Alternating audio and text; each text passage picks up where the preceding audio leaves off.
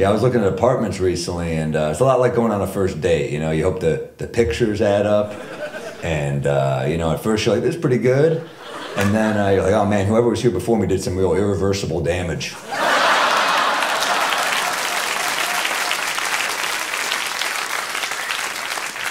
Yeah, well, anyway, dating. It's weird, huh?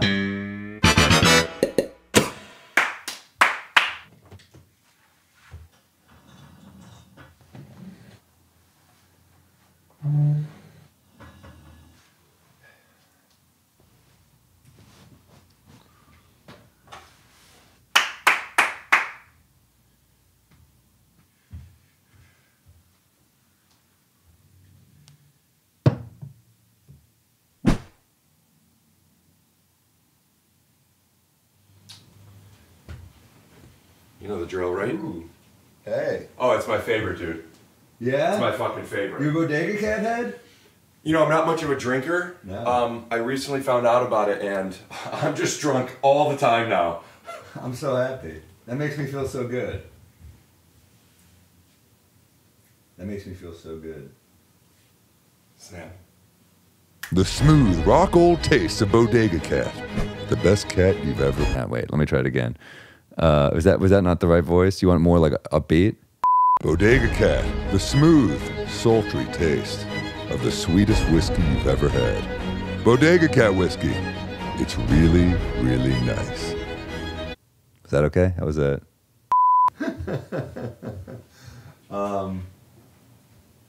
Yeah, man. How you doing?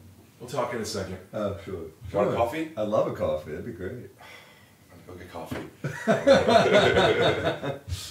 You want to put a little whiskey in it? No, I'm hungover. It's really good whiskey. It's really, really nice. Welcome to the 2.0 club of Take Your Shoes Off. Dude, it's an honor. Theme music.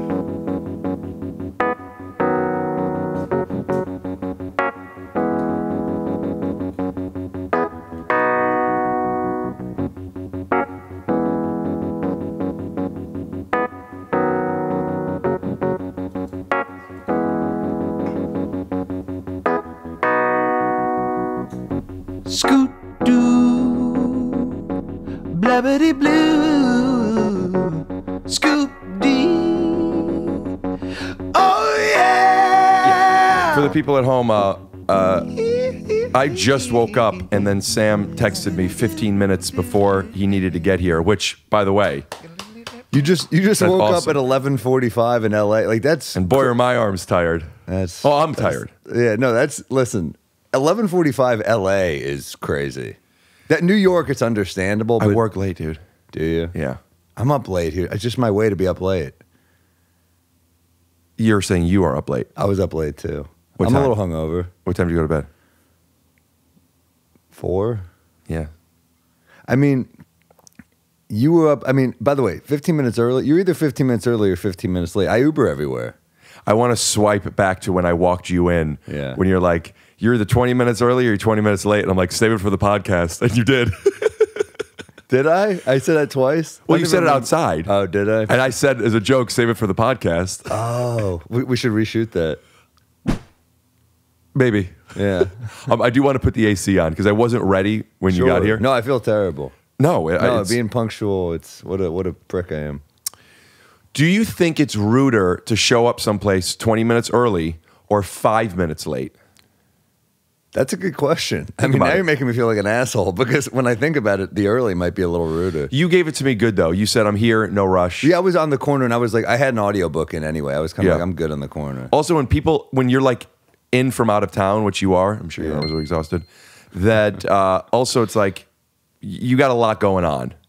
So Yeah. you're trying to figure it out. You don't have your own car. No, I don't drive. Before we keep going, I'm not even focused with everything yet. Yeah, let's So get you set that focused. up. So we can, yeah. I mean, like literally the focus, the camera. Is that even in? That's not even in. what? What we just did. Yeah. It's a wider shot. All right. I see a little silhouette of a man. Scaramouche, Scaramouche. Let me give you. This episode is brought to you by DraftKings. Download the DraftKings Sportsbook app now and use promo code SHOESOFF to get $200 in free bets instantly when you place a $5 bet this Sunday. That's code SHOESOFF only at DraftKings Sportsbook, an official sports betting partner of the NFL. Minimum age and eligibility restrictions apply. See show notes for details. Need a good mattress but don't know where to get one? I got good news. This episode is sponsored by Helix Sleep. Go to helixsleep.com/Tyso. With Helix, better sleep starts now. Now a word from our sponsor, BetterHelp. When you want to be a better problem solver, therapy can get you there. Visit betterhelp.com/Tyso today to get 10% off your first month. That's BetterHelp, HELP.com/Tyso. I'm just going to throw the AC on. Are you cool with that? Yeah, I love AC. Fuck yeah. Can I get you anything else? No, you're such a good host, and I have to say also, Yes. you have a good energy. You have a nice energy. You have a pleasant energy. Thanks. Yeah. Girls, I'm coming. Just start touching yourself. I take it. I did not know you had a sex dungeon in the basement. That is fucked up. Jesus. Let me check you. All right. I love it. Feeling good. Yeah, me too. That coffee is. I don't normally like iced coffee. It's a nice pick me up though. You're blue. Are you fucking kidding me? What happened? Oh. Whew. It might pop. I'm plugging the headphones in. You ready? Yeah. Whoa. Yeah, I was like, was the audio not going? And I didn't have the headphones plugged in. I'm like, couldn't have messed up that bad. Yeah. All right, I think this is good, right? Yeah, it's great. Yeah, Blue Bottle is this is gonna sound corny, Yeah. but there's coffee, and then there's Blue Yeah. Bottle. Yeah. They're not a sponsor. Yeah, but that's how good they are. Good. Yeah. It's like it's like $5-6 for a cup, but it's it's good. It's good coffee. They have a coffee called the New Orleans. Have you had it? Yeah, it's good. Yeah. What I usually do, but I've been traveling, arms tired. I like to go Sure. and get the 20-ounce bottle of concentrated New Orleans before you've added the oat milk. You get probably 10 drinks out of it, and it's $30. You get 10, you get 10. So it's like $3 plus the oat milk. But to have that for my guests, because when I pour them, you want a coffee, and I pour them that, they're like, "What the fuck is happening to me?" And I go, "There's coffee." I'm going to take it a step further. I get the whole beans of the Blue Bottle. I've got the grind and brew. So New York, Dude, you hear the grinding, you smell the brewing, you wake up. It's incredible. Oh, do you have it set to a timer? No, I don't. I'm not that crazy. I like to press the button. I know people that like to set it to a timer, so like they wake up like to it as it's brewing. That's someone who knows their next day. I don't know when I'm going to wake up. I don't live like on a 9 a.m. every day. That's madness. How old are you? I'm 35. I'm about to be 36. Yeah, in a week and a half, right? Yeah. Did my research. Damn. That when people say about to be, it's in less than 3 weeks, Yeah. and it's the month of. Yeah. I'm trying to enjoy 35 for just like 2 more weeks. Because you go pretty heavy, huh? Do I? I mean, you have a podcast called "We Might Be Drunk." Yeah, you're on an upcoming app, man. Yeah. You're great. This will come out first, though. Yeah. But you're just drinking all the time. I do moderation. Do you? Yeah. You hungover on a Thursday? I didn't know you were going to bring that up. You did. I didn't know we were on camera when I said it. Well, you forgot that you said you're either 20 minutes early or 20 minutes late, and then you said it again a few minutes later. I think you're just drunk. Yeah. Look, I don't know. I'm promoting a whiskey. We sampled a little bit of it on Andrew Santino's podcast, and then we sampled a little more, and then we went to a dinner, and then I had a show, and then after the show, my buddy Danny Jollos was on the show with me, and we had a couple after. Deciding to get a product to promote to mask the demons is really smart. Yeah. Like, honey, I'm not trying to cheat. I'm just promoting my fuck house or whatever. I have a dick pill. I have to try it. I have to make sure it works. What do you, Blue Chew? I've never done a dick pill. No? No, should I? No, not if you've gone this far.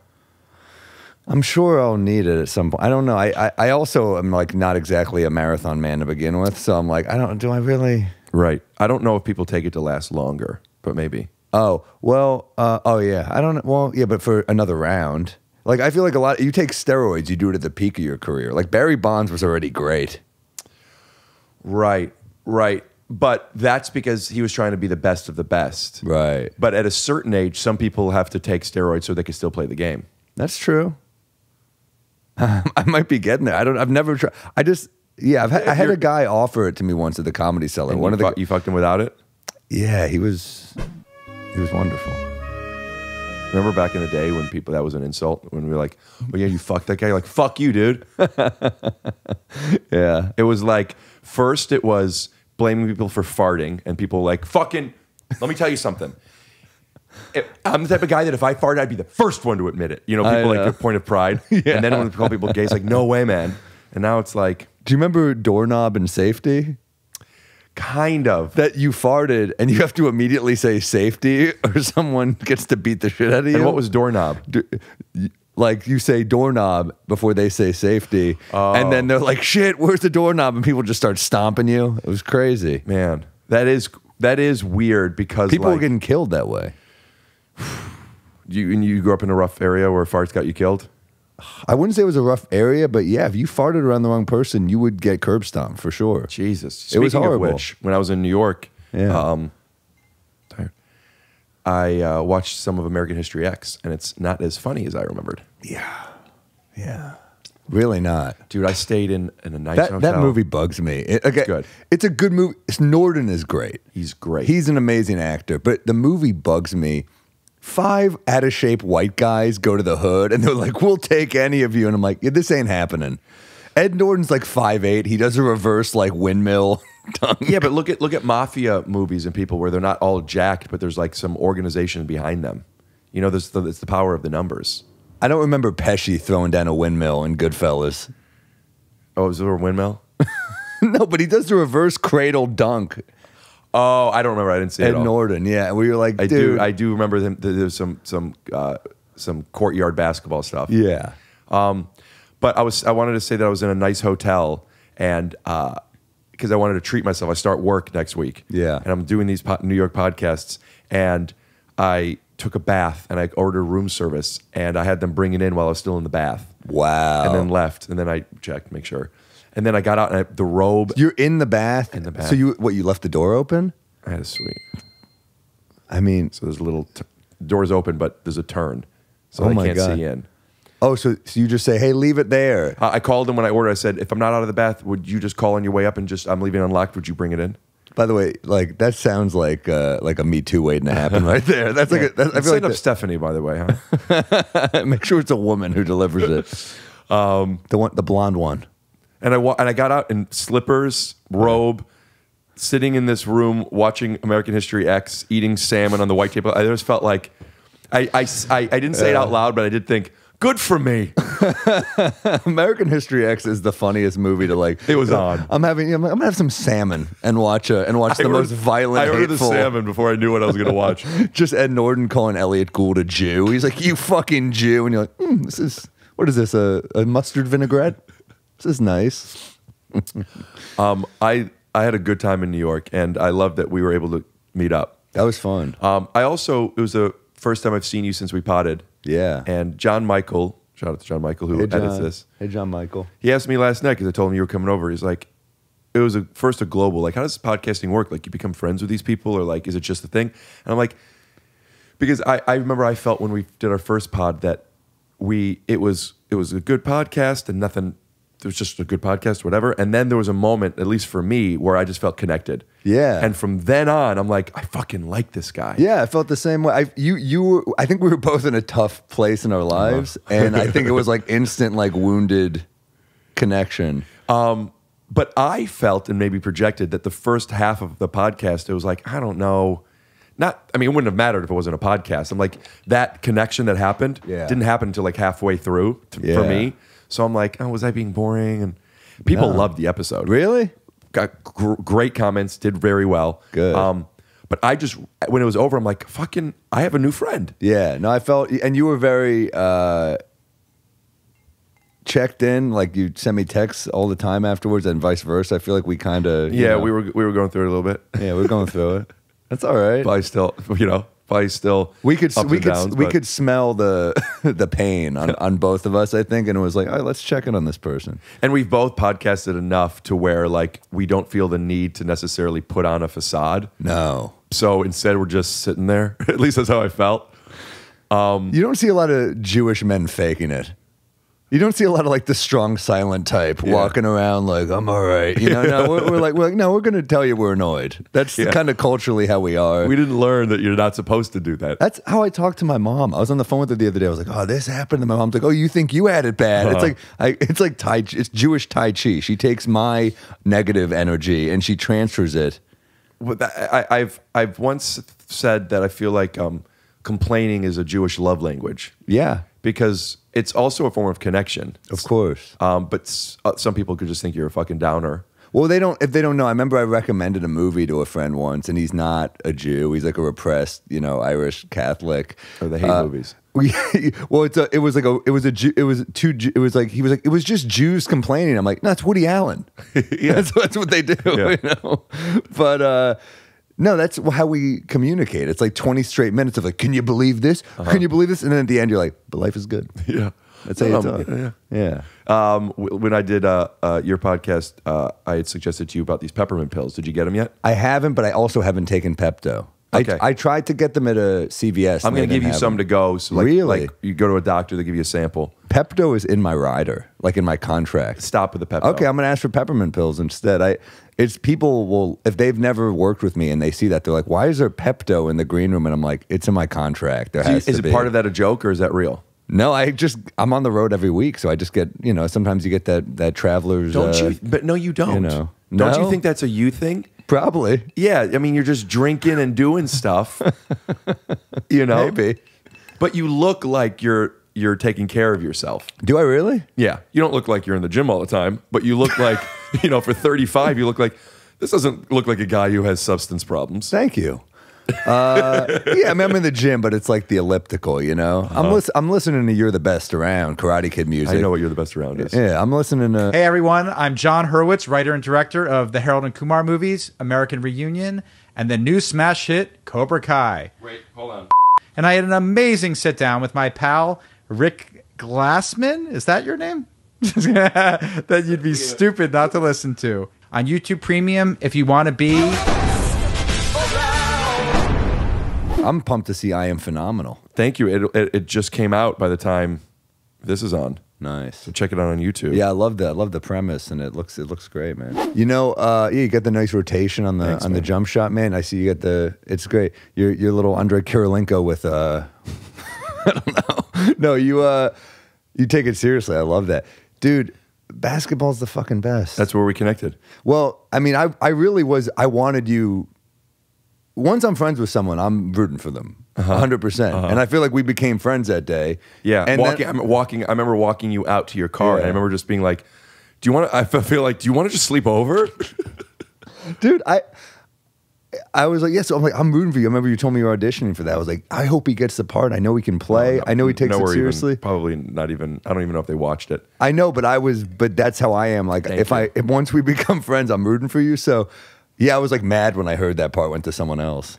Well, while we're talking about rooting, let's talk about one of the reasons you're even here. And yeah, is it going to be out? When does your special come out? September 1st. Yeah, it'll have come out, I think, last week. Same time tomorrow on Netflix. It's. I hope you like it. I think I'm pretty happy with it, and it's hard to make me happy. Yeah. But James Webb directed it, my buddy, and he did such a great job. James Webb. Yeah, he's excellent. Yeah. When did you film it? I filmed it in June in Chicago. We did 7 shows. You filmed 7 of them? Yeah, I'm a psycho. No, that's awesome. Yeah. Of course you're going to be happy if you have that much to. We really only used one show. I think it was like the Thursday late show. I was like, we got it. It was good. It was the Den in Chicago. Great venue. I don't remember which podcast, but I'm on yours. But you were talking about how like you wanted to find some place that nobody else had, and then somebody else recorded. Yeah, 2 people beat me to it. I don't think I would care at all. Is that a thing? No, I think in a part you're like, I discovered this place. Right. But I feel like I was one of the first comics to actually play there, and that's when I decided I was going to film a special there. It was, it's beautiful. It just looks cool, and that's where I met James, who was just shooting my shows then. And I was like, I love the way you're Oh, this is shooting your my guy that shows. does all your like social clips. He does a lot of them. And I was like, oh, we just became like instant friends. Yeah. So I was kind of like, oh, perfect. How's it economical to do 7 shows? Was it just him? No, he had a crew, but he films a lot of my stuff. So he gave me a deal. He gave me a good deal. How many cameras? 6. Came out 7 shows in how many nights? 4. 4 nights. We just kept adding shows. So it's like, I keep getting the door of the show, so you make money back, And right, and you kept calling it a taping. Yeah. So- I mean, they all were taped. Yeah. It's just, I didn't.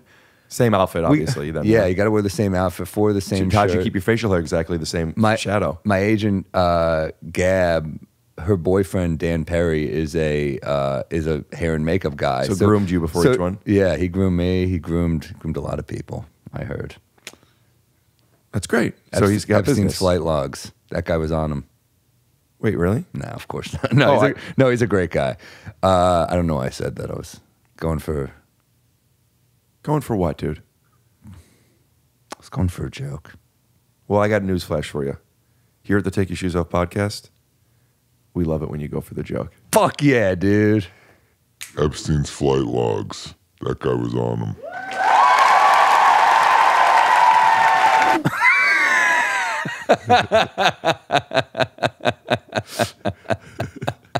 This podcast is a completely different animal when you're watching it in post. No, sure. We're both going to be in suits. No, so Dan Perry did like the facial hair thing, and he was great. He's awesome. It's funny. His stories are like his stories are like, yeah, I just gave Post Malone a haircut. I'm like, well, I'm sorry that you have to spend a week. And my vibe's probably very different. I want to get Post Malone on this podcast. I think I could do it. I bet you could. He's a big Magic the Gathering guy. Is he really? Yeah, we run in similar circles. Yeah. Are you a Magic the Gathering guy? So what's the point of that game? I never got it. Is that a valuable card, I'm guessing? Yeah, it's nothing that I'm scared for people to see that I have. Yeah. I do have a fair amount of collectibles in safety deposit boxes now. Are you serious? What kind of collectibles? Magic cards and comics. Are you a comic book guy? I'm a Magic guy, and I'm a collector, and I'm a character guy. I got into comic books for the characters that I like because I played with their action figures all the time. So I'm not a big comic book guy. I don't want to pretend to be, but I'm a big X-Men guy, and I'm a big Teenage Mutant Ninja Turtles guy. Were you a Michelangelo guy, or is that like hack to be a Michelangelo guy? What's hack is to say you have to be a certain. No, fuck that. Yeah. You like who you like. Sure, but he was as a comic. I feel like we all gravitated towards Michelangelo. What's in there? What's in the box, Jack? This is a one of one. What's in the box? It says Richard on the back. Oh, you did that. That like color me mine. Whoa, what is that, dude? When did you do that? I don't know. I was real young. What is that? Obviously. Wow, you crushed it. Who is that? Is that It's Michelangelo, baby. oh, okay? Because it's kind of red too. It's orange and there's an M. Yeah.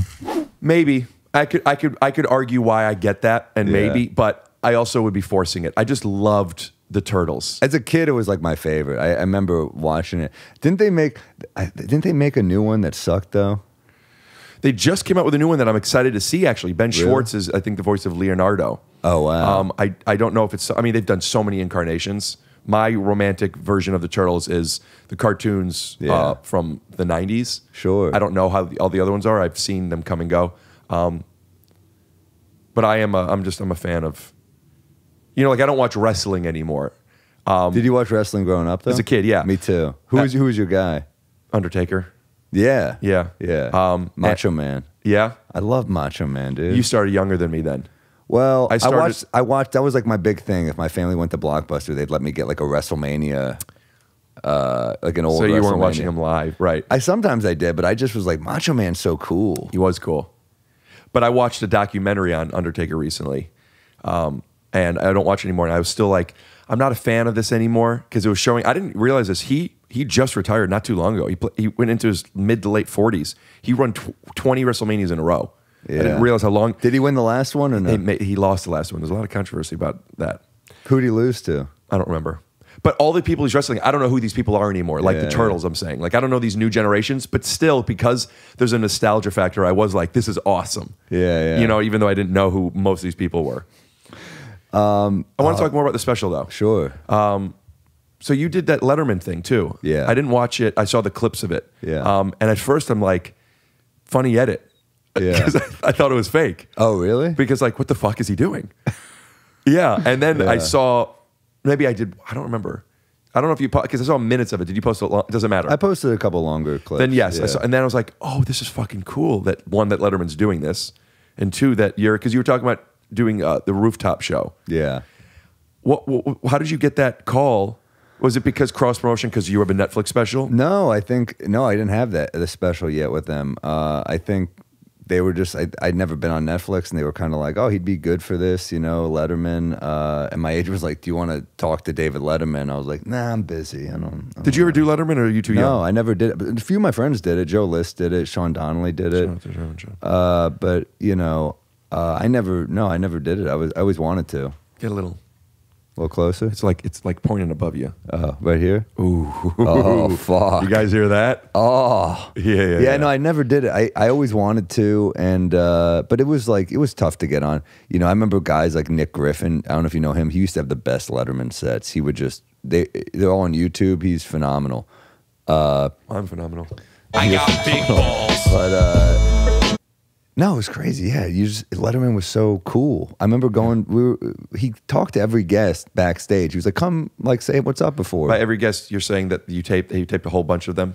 I taped with 2 other comedians, and he came back and like was it like him hosting you? How are you? Or did he? Yeah, come we and all sit like with you? one by one. They were like, "Come, say he wants to chat with you before." So you came to him. Yeah. Conan goes to you. You know, Conan comes into your dressing room. You go to his. Well, it was like it wasn't like his show, you know. It was like maybe if it was his show, he would have done that. But I've also had heard, you know, that he could be, you know, a little surly, not always in the best mood. But I think he's really kind of softened. He's gotten a little older. I think I was reading an interview he did in Judd Apatow's new book, and it's funny. Judd's like, oh, you could kind of be mean to guests sometimes. And he goes, I always did it for the interview, you know. I did it like if it was tanking, I did it to try to save for the entertainment value. And I get that. I get it, yeah. And then on top of that, he was kind of like, but now my kid, like, he'll catch me just chatting with strangers a lot in the street because I miss interviewing people. So I was like, oh, I think he was like actually pumped to talk to people on camera again. And you're like, kind of, can I zing him? Can I kind of have fun with him? And what'd you decide? I zinged him, but he laughed. I mean, it was like he in the green room before, he was like, do whatever you need to do. He's like, I want you to feel good about this, and I want this to be a good experience for you. And he even said, like, I watched your rooftop thing. I really liked how resourceful you are, and I really enjoyed it. And Did you believe him? Yeah. I mean, do you get the question? Like, what? When I meet with people sometimes, they're like, I saw such and such. I'm like, it's okay. What? I mean, he doesn't have to lie to me. You know? Right, that's what I'm asking. Yeah, I don't know what people what are does he not. gain by, you know, being like, I want you? So then he, when I was up there at one point in the interview, he said, like, what's next for you? And I was like, I don't like more of this. He's like, is that enough? And I was like, I'm talking to David Letterman, dude. Like, yeah, it's enough.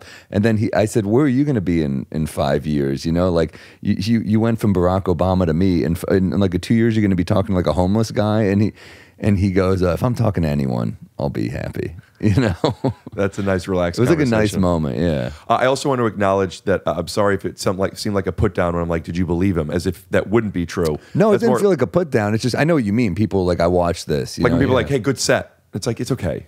You know, I feel like sometimes people compliment to make you feel at ease. And I don't feel that they're lying. I always feel like, I don't know. Yeah, it doesn't make me feel good or bad. I think he's one of the great interviewers of our time. So I think he does come prepared, you know, especially now. And it's like when you're doing it every night, I'm sure you phone in a few. But when you're doing, you know, not that many anymore, I think he gets pretty amped for it. I think he was into it. And he was really, at one point I came out. So you do stand-up before you do the interview. Where is that? Same stage. He's like right in the corner. No, I'm saying, is that something was that part of the show? Yeah. Cool. It's called That's My Time with David Letterman. It's on Netflix, and I'm episode 1. But how many minutes did you do? I did like 5 minutes. So it's like a late night set, and then you sit on the couch. And then you chat. Yeah, it's old school. That was the it's like vibe. Carson. Yeah, it was the kind of what they were going for. Yeah. And I love that. Like, we do so many podcasts where we just talk for like 3 hours. And like every once in a while, I was like, it's kind of cool to do a live show and you're going for laughs. Like, you're like, let me make sure I get a laugh. And yeah, I came out. I guess my pants were tight and my phone was bulging or whatever. And I get the first joke lands and I hear a voice go, Sam. And I'm like, God, what the fuck? Who's talking to me? And a woman goes, Sam. And I'm like, yeah. I thought I was like getting fucked with by someone. And the whole crowd's like, And then and she goes, is that your phone in your pocket? And I'm like, yeah. You know what it is. And who is this that's saying this? A producer on the show. She's like, you got to restart. And I'm just like, oh my God. Oh my gosh, I'm so mad.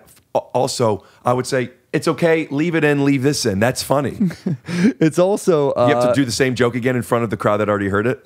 Yeah, and and yeah, my agent is like a bulldog. He's like running around. He's like looking. He's like, who can I hurt for? I'm like, no one. This is the show, you know.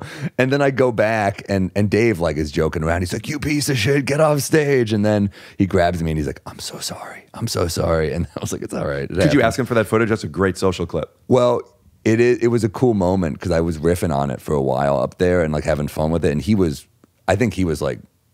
That was a cool moment. Yeah, that's your wheelhouse too. And then I went back and I came back out. I did the same joke and killed like 10 times harder because they were just rooting for me at this point. So it's sometimes that bad shit is nice. Yeah. And then now a word from our sponsor, BetterHelp. BetterHelp has been advertising on our podcast for a while for 2 reasons. 1, because we want to talk about therapy because that's what this podcast is often about.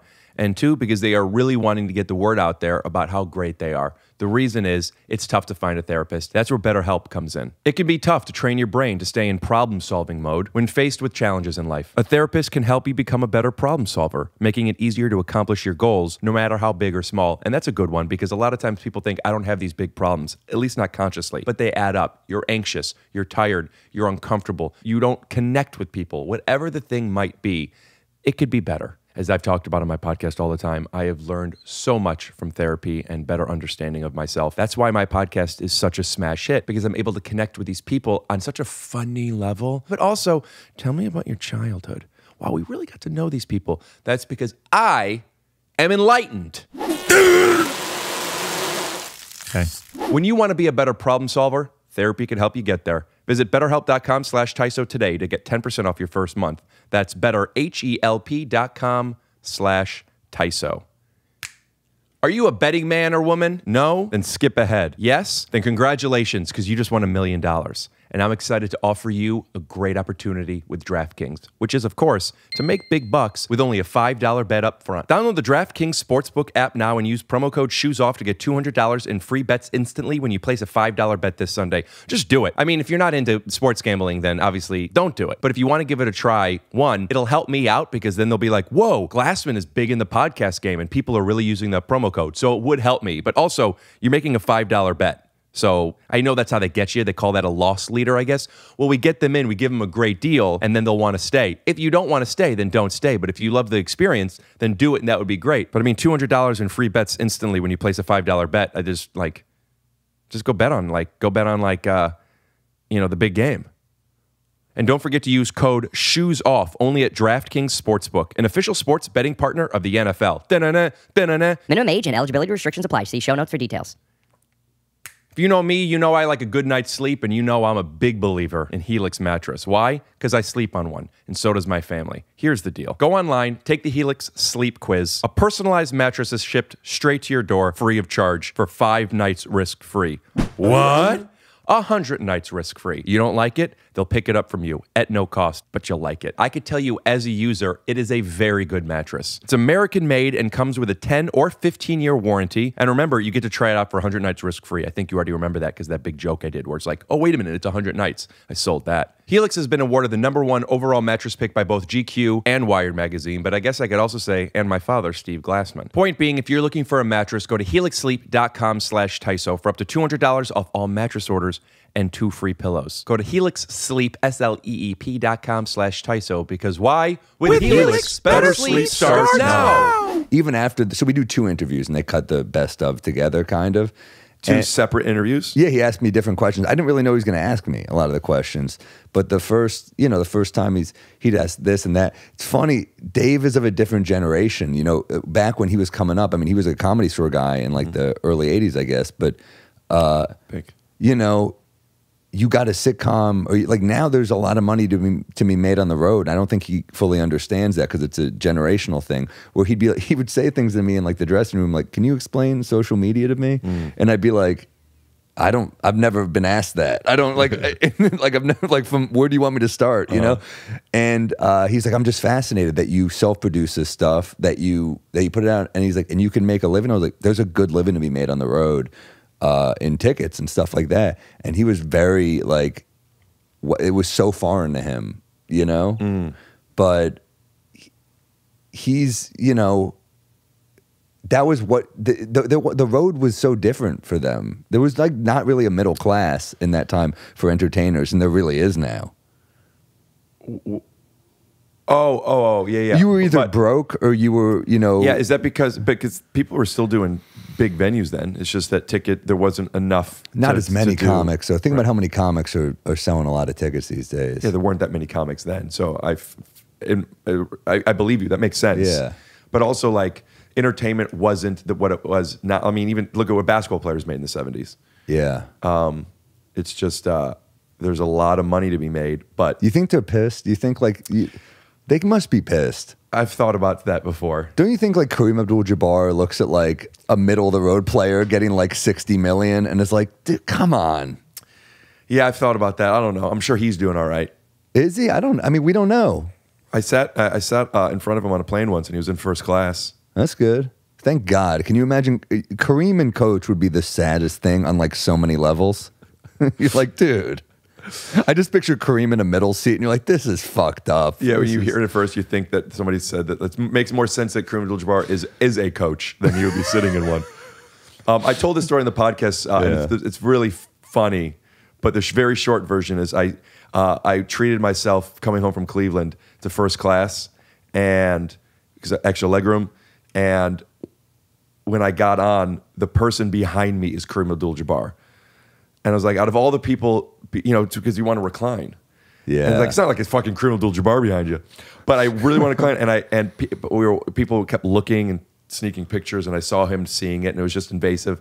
So I wanted to ask him if I could lean back some, but also I didn't want him to think that I'm like, oh, you know. So I just said, hey, man, once we already took off, and I'm like, hey, man, and I saw him at first being a little like, are you going to ask for a picture? Yeah. And I said, is there any way I could recline I won't go all the way. And he went into a completely new place of like, oh, I'm having a human interaction. Not, wow. You know, and he smiled then when I asked, like he got happy that I was asking if I could lean back. He's like, lean back all the way. And I'm like, I can't lean back all the way. All the way is a lot. He said all the way, I'm fine. I only went back halfway. That's nice. He said all the way though. Dude, that's the kind of guy Kareem Abdul-Jabbar is. He is a fascinating person. I read that Lakers Showtime book, and you're like, man, I mean, talk about a guy who lucked out from Magic coming here, because that gave him like a whole second career. Yeah, he already was a Hall of Famer like before Magic shows up. Yeah, and then he's got like 10 more years. Yeah, it's crazy. It's amazing what having a star in the Lakers could do for you. Yeah, for anyone. Yeah, for me. Yeah, dude. Are you a Lakers fan? No. You don't care. Knicks fan. Look at the 90s Knicks on my shirt, dude. Yeah. I thought that was Queen. Put up a picture. This is the Death Row Records thing, but for the Knicks. Queen does it too, though. Yeah. But you're right. Yeah. You're right. Who's your cat? The Cavs are good. Yeah. Garland is amazing. I liked him in Curb. What about doing your thing with Netflix and Letterman? Where does that connect to you getting a Netflix offer, and is it unrelated? Unrelated. I think I got the offer because they're giving some more licensing deals now, where it's not like they don't fully own my special. In 2 years, I can get it back, basically. So it's not the deal that I'm not getting a Chappelle deal. You know, it's a deal where they're like, we saw you had success on YouTube. Like, you know, my other specials are like 11 million views on YouTube. Really? Which is crazy. Wow. Yeah. I got this on YouTube if you haven't seen it. But so they saw that, and they, I think my agent was like, yeah. I mean, that's the funny thing. He was like, you could put this on YouTube. It was, I think the Netflix stamp of approval is fun, but you know, we kind of were like, what do you think is best? You know, and what do you think gets more eyes, Netflix or YouTube? For sure. The thumbnails I'm going against on YouTube are not as intimidating as like, you know, I'm going against some dude's vlog or Queen's Gambit. You know, it's like one of them's a little more highly produced, you know? Queen's Gambit, right? Yeah, that's the one. We could bleep it if you want, but will you tell me how much that Netflix is paying? I'll tell you afterwards. I want them to see my reaction. Okay. 42 million. It's not bad. Yeah. You can still bleep that. Also, you didn't hear what he said because it was bleeped, but it was not a real answer. Yeah, I do want to know. Would you tell me where people could hear not what you get, but like, is it in the 100,000 range, the 500,000 range, the $1 million range? People, not you. Oh, what people get? People like it like, you know. I don't know caliber. what people get. I don't. Yeah, I'll tell you what I got. All right, you'll tell me later then. Yeah. There's not much money to be made putting it on YouTube outside of the exposure, which then gets you on the Letterman. But if you do, Netflix but if you do the road, you can really make Right. that money. I'm just starting to do it. Yeah, it's great. When you were here last, I was talking about it. Like, I don't know, and now I'm just starting to do it. I'm excited. Yeah, it's fun. I was talking to a guy the other night, and he was like, "You're on the road every week, and you have been for a really long time. Like, how do you do that?" And I was like, I just don't feel good ever. I don't. What do you mean? How do I do it? I don't. Your body. How do you do it and feel good? Because I don't want to be doing it every week. I know I don't. I think. Well, then don't do it every week. I won't. Yeah, I mean, I think you just got to take care of yourself. Like, go to the gym, go to eat healthy if you can. Yeah. You know, get that fucking salmon. You know, bring it to your room. Get a little American History X on. But what about when I'm on a health kick? I like to throw in a little American History X, dude. That's it just makes me want to get my omegas and my good fats. But what about I'm like, hey, room service? Yeah. I'm watching Birth of a Nation. Tuna tartare. Thank you. Birth of a Nation. They go, the tuna tartare, sir? That sounds good. Like pairing wines. But what about just the idea of just like doing it over and over and getting burnt out? Like, yeah, that's the risk you run. I do think you have to live a life that's relatable where you can still connect to people. Mm-hmm. Like I've talked to Nate Bargatze about this, where he's like, I outsource everything because I need to like go to the zoo and have shit to talk about. Outsource everything. Yeah, like I clips, whatever. Like I Right. can't deal with any of that shit. And sometimes I need someone to just run all my shit. Because you're hands on with it still? A little. Same. Shout out to John Michael, by the way, who helps me with these things now. But there's still like, he's so good on his own. I don't need to, but I still have him send and do and this. And every now and then I'm burnt out, so burnt out where I just go, I don't even want to look at it. Yeah. And then I post it, and then who cares? It's like when you look in the mirror, you're gonna be like, but if you just avoid the mirror, you're like, this is what it is, man. Yeah. You know, I don't look when someone takes a picture. I don't go, let me see, in case I want to do another one, because I'm not gonna be happy. We got it. Yeah, I mean, look, people now, I see they take like 50 pictures. It's amazing. I mean, technology's amazing. You take a picture of someone after a show, they're like, it's a girl, they're like, take 50. And you're just like, boom, boom, boom, boom, boom, boom. Do you have to, because you have way more of people coming to see you than I do. I don't even have a place for people to come see me yet. Well, you'll do the road. You'll build that up, man. But what I was going to say is even that, when I do shows now, there's enough people who want to take pictures, and it's amazing. It's not a complaint at all. But when some people are chatting and doing a lot of stuff, I do have to be like, we got it, you got to go. And I'm not even at a point to where it's like, you need to do that. I'm curious what your take on that is. Yeah, if I do that sometimes, there's like a guy at the club will be like, all right, move. Because, we have another show usually. So you got to, there was a woman last night, I did this show at the Bourbon Room, and she's like, my mom is like a really big fan. Will you go just say what's up to my mom? I was like, yeah, sure. So I walked over, I was like, hey, how are you? And she goes, that's all you got? And I was like, I guess I blew it. I don't know. Like, she was taking a joke swing. I get it. Yeah, but yeah. like, that's all you got. I'm like, what'd you say? I said, I didn't know what I had to come with. I don't know. Like, what were you expecting? And she was like, I don't know. I was like, well, you don't know either then. I don't know. How long did that last? Or did you just walk away? I gave him a minute or so, and she was like, oh, we came from Florida. And I was like, that's all you got? Good. I don't know. You were built for that. Yeah. Fucking, I destroyed her, dude. I did a show with a few friends, Yeah. one of which was Adam Ray, and afterwards it was a Rick Glassman and Friends show. So everybody knows the two of us together too from the podcast. And then we were the only two that got in the line to take pictures, and we were being so fun, having a friend there, being so funny. I was upset we didn't film it, and I thought how funny of a special idea it would be to do a special, but only the first the first 5 minutes of the special is your closer. And then it's 50 minutes of crowd work, but interacting with the real people taking pictures. Zinging your fans Yeah. and shit. Yeah. I did a lot of that. Like we didn't really use I didn't do it like not as a special or anything, but like when I was doing rooftops during the pandemic and just like doing roof shows, they would just film me talk, 'cause I would just hang out after. So I would just be chatting with people from the shows and like zinging them, and they'd be like, "My friend likes you. Will you like FaceTime?" I'm like, I mean, yeah, what the it's COVID. I have nothing else to do. Sure, I'll FaceTime your friend. You and Mark are so good at getting your content.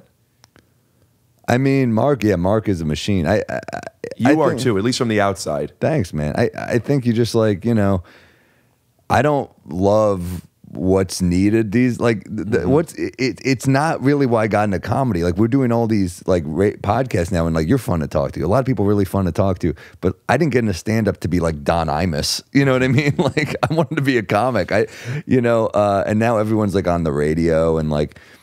Or podcast, but like it feels like radio shit. And I mean, the way you do your pod is so creative and amazing. But you do so many where they're like, so what else? And you're like, what? I have to be here for 90 minutes, and you're opening with what else? It's like that's all you got. Yeah, and so I always wanted to be like just a guy who does a special every year and a half, 2 years, and then like creates a show. And I was like, well, that's just not. That's just not happening, Are you trying to sell a show? Not anymore. I was for a while, and now I'm just like, if someone wants to make something with me, they could come to me. I'm not. You're doing well enough where that might be the case, but I don't think that's the right. That's the most efficient route. I just don't want to. Right? Maybe in a couple of years I'll really want to again. But like I'm touring. Yeah, it's definitely not the most efficient route. You're 100% right. But like I did that. We worked really hard in it.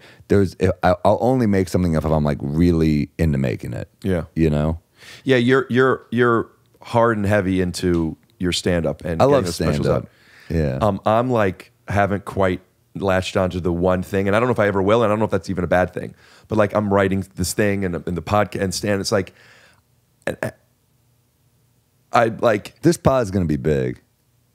I appreciate that. I think it very much could be. I also wonder, am I? And I'm not being self-deprecating. Am I somebody who is able to connect to masses? I'm just a little bit odd. Yeah. And I know that, and I love what I do. Odd is okay. Odd is great. Yeah. I just don't know how mainstream I could be. I would like to be. Yeah, I think weird is good. I think you're you, and I think if you're being sincere, you sincerely are weird. So I think that's a good thing. To just be who you. If it was like a put on, I'd be like, yeah, I don't know what you would do. But you can only be who you are. So I think it is good. I just did. One of the shows I did in New York was "Are You Garbage?" Yeah, they're great, and it was great. And we Yeah. talked, and it was very like sincere. You ever buy the floor model of an appliance or a Ugh, TV? No. Okay. My brother once got me True Lies on DVD, and it was used, and I don't keep it with my other ones. I totally get that, though. That's nothing has ever rang so true to me than that. Keep it with my other ones. Yeah. And I felt like I'm more aware of myself and just coming in, blah blah blah, and it's doing well. Most I read some comments and they're mostly nice, and there's some not so nice ones. And the not so nice ones are how weird I am and how awkward, how uncomfortable. I'm like, that was my am I still that? That was just no. nothing. You're pretty. You're not that awkward. I mean, you're neurotic. You're like I don't feel. If you were like truly awkward, I would feel uncomfortable. Yeah, I don't think people feel that way, but then the comments say it. Yeah. Foley was like, do you like me? Really? Yeah, and I'm like, what gave off that I didn't? So It's so funny how insecure we all are.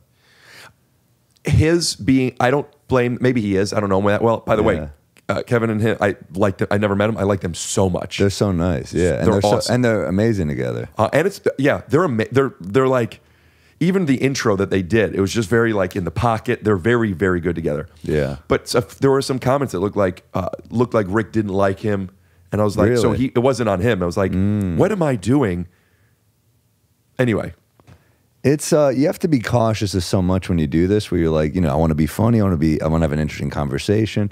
I want the listeners to like me. I want the host to like me. It's a lot to be, and it's unfiltered. Like there's not. I mean, you cut sometimes, but most pods are like it's tough. I have given myself some slack because it's the only way to do this sustainably. I've been doing it for 3 years. I don't know how long you've been doing pods. Longer about that.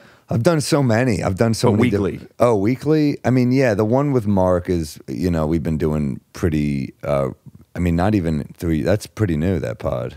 I've gotten to the point where that being aware, like I by design, am not thinking about it. I'm just showing up. This is what I'm at. Like when we met the first time, we both happened to coincidentally be in a similar space. Yeah. Sometimes you're there, sometimes you're not. And then it's just a fucking week. Yeah. But I'm unlike you. Though I didn't get into comedy for podcasting, obviously. Yeah. I love this so much.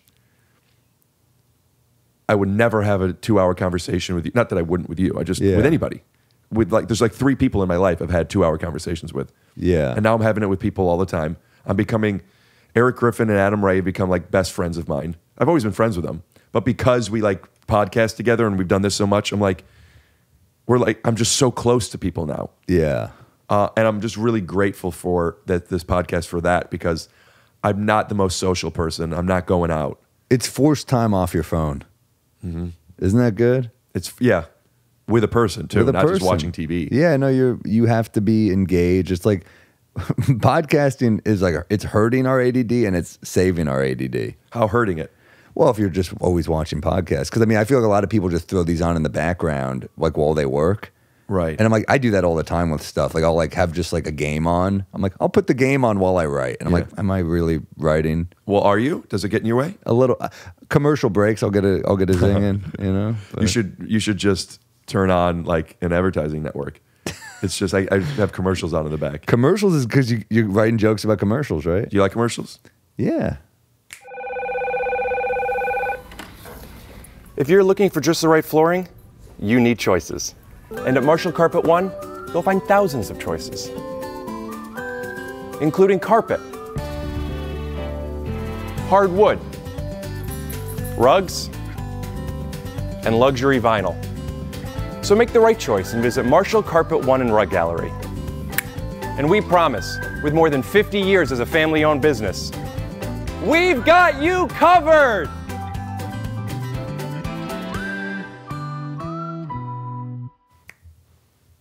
Was it a bad snap? It's good. You got to say, and we're back, though. And we're back. Do you feel like you're one of the big boys of stand-up? I'm being serious. Really? Yeah. No.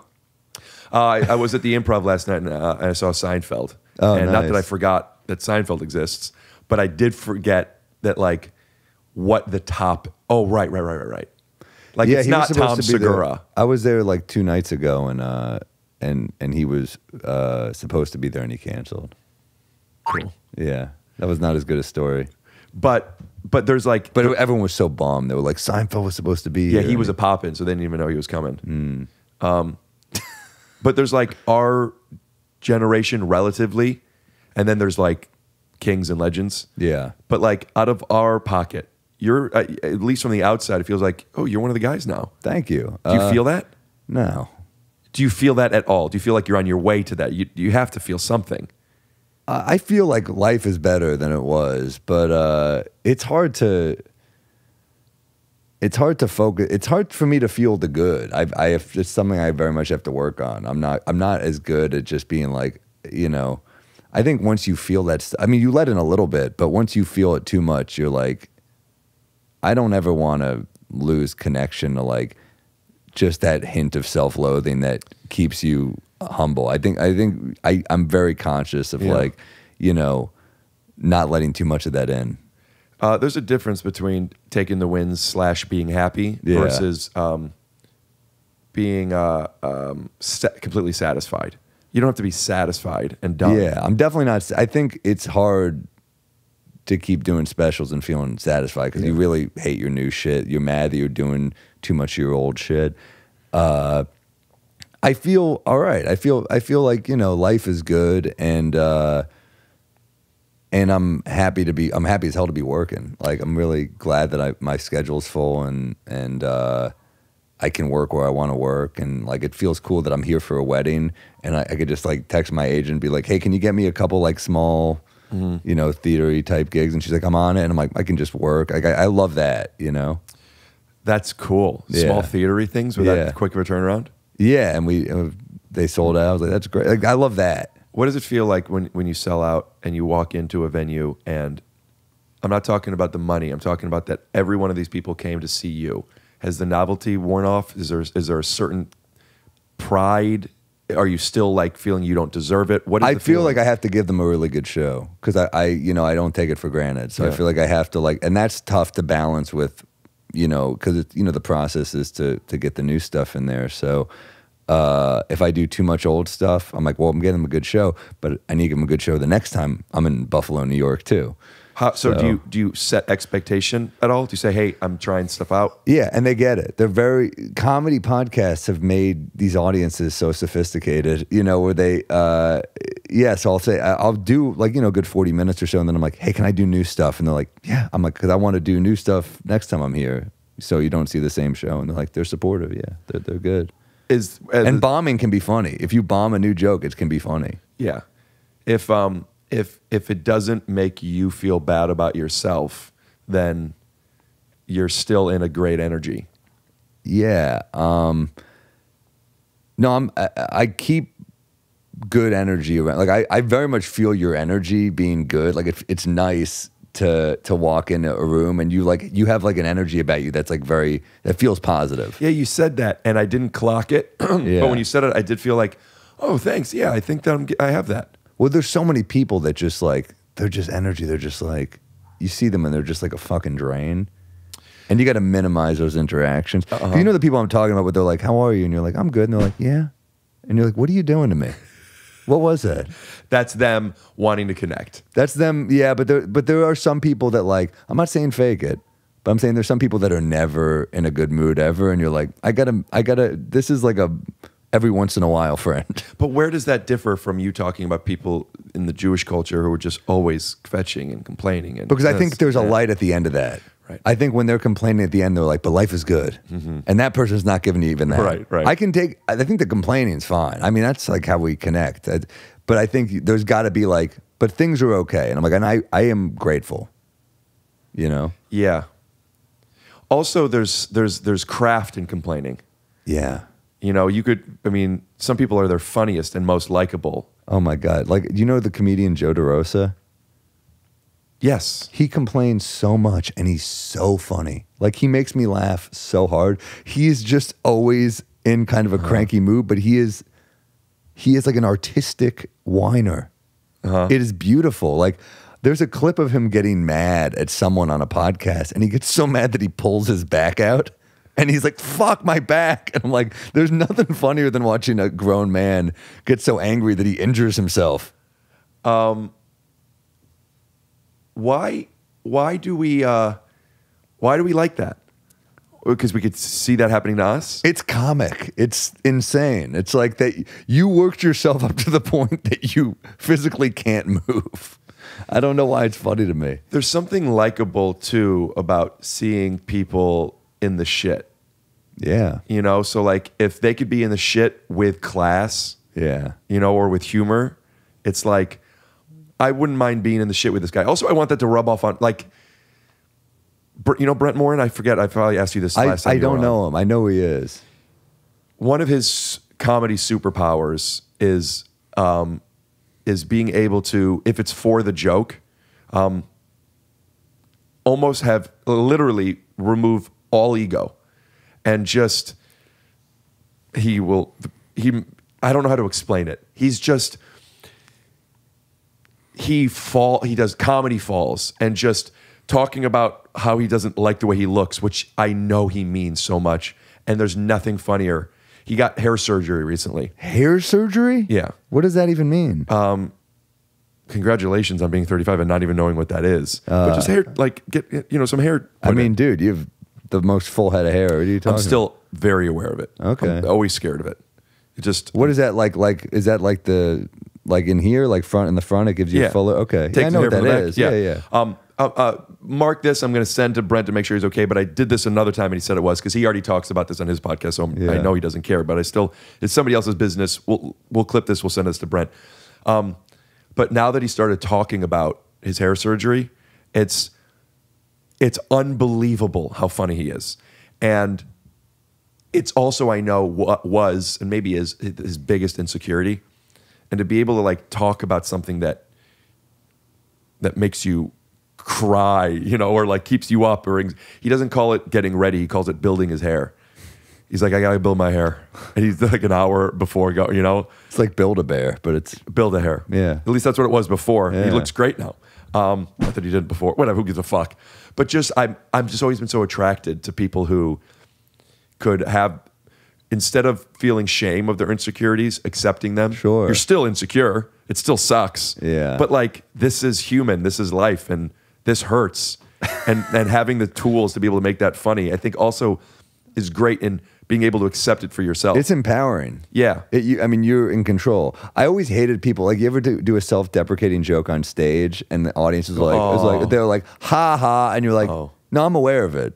They're not like doing the ha ha laugh. They're like laughing at you. I've never seen, that's like Nelson. That's you get those, or you'll get the aw. Either one is drives me nuts, because either one I'm like, yeah, I'm aware of it. I wrote it. Yeah, I'm in control of this. I know what happened. I still think of that as a Jewish thing, even when they're not Jewish. Yeah, my therapist will say they're trying to, which is so sad that I talk about sets in therapy. How sad is that? I'm like, this fucking person groaned, and he's like, all right, calm down. I'm such a fucking... So insecure. I'm such a bore in therapy that he's just like, yeah. You make him watch your tapes? He'll watch my specials. He sat behind my mom I did a show at the Beacon, which was like a big show for me in New York, and he sat behind my mom, and I'm like, what's more New York therapy? He's like, oh, maybe it is your mother, right? Like, she's here. I know it's your mom. He sat behind her, and I was like, which jokes bothered her? And he's like, this one I could tell she didn't love. And I'm like, man, I'm like, this guy's working overtime. Your therapist told you that? Oh, yeah. That's really? He's working overtime. Yeah. I need a water. I need to pee. Can I pee real quick? Could you wait until we're done? Okay. Thanks. I need to go. Obviously. Imagine. Let me inject you. Hey, dude, I'm going to order food. Do you want me to order you something? I'm all right, actually. Thank you. I am phenomenal. I got big balls. Please have the Thai ginger dressing instead of the sweet and sour dressing. All right. Last time I got a different sauce, and I'm not sure if you changed it or it was an accident, period. Thank you, smiley face. Who are you talking to? Postmates. Really? Yeah, I ordered a Thai ginger salad, delicious, but they gave me the wrong dressing. That sounds good. Yeah, but without the dressing, it's just like I just have some leaves. And also, are you dressing on the side guy or no? Yeah, well, only because I don't want it to get soggy in delivery, but there, no. But yesterday, the other day, I ordered that, and they didn't give me the salad dressing. I'm like, I don't want this, and it's expensive. So you're in the right. I mean, yeah. So I commented. I said, did you not get your item? I'm like, no, I got it. I just didn't get the dressing, and they credited me back $26, and I wrote back, you don't need to refund the full salad price. I still ate the food. It just wasn't as good because it didn't have salad dressing.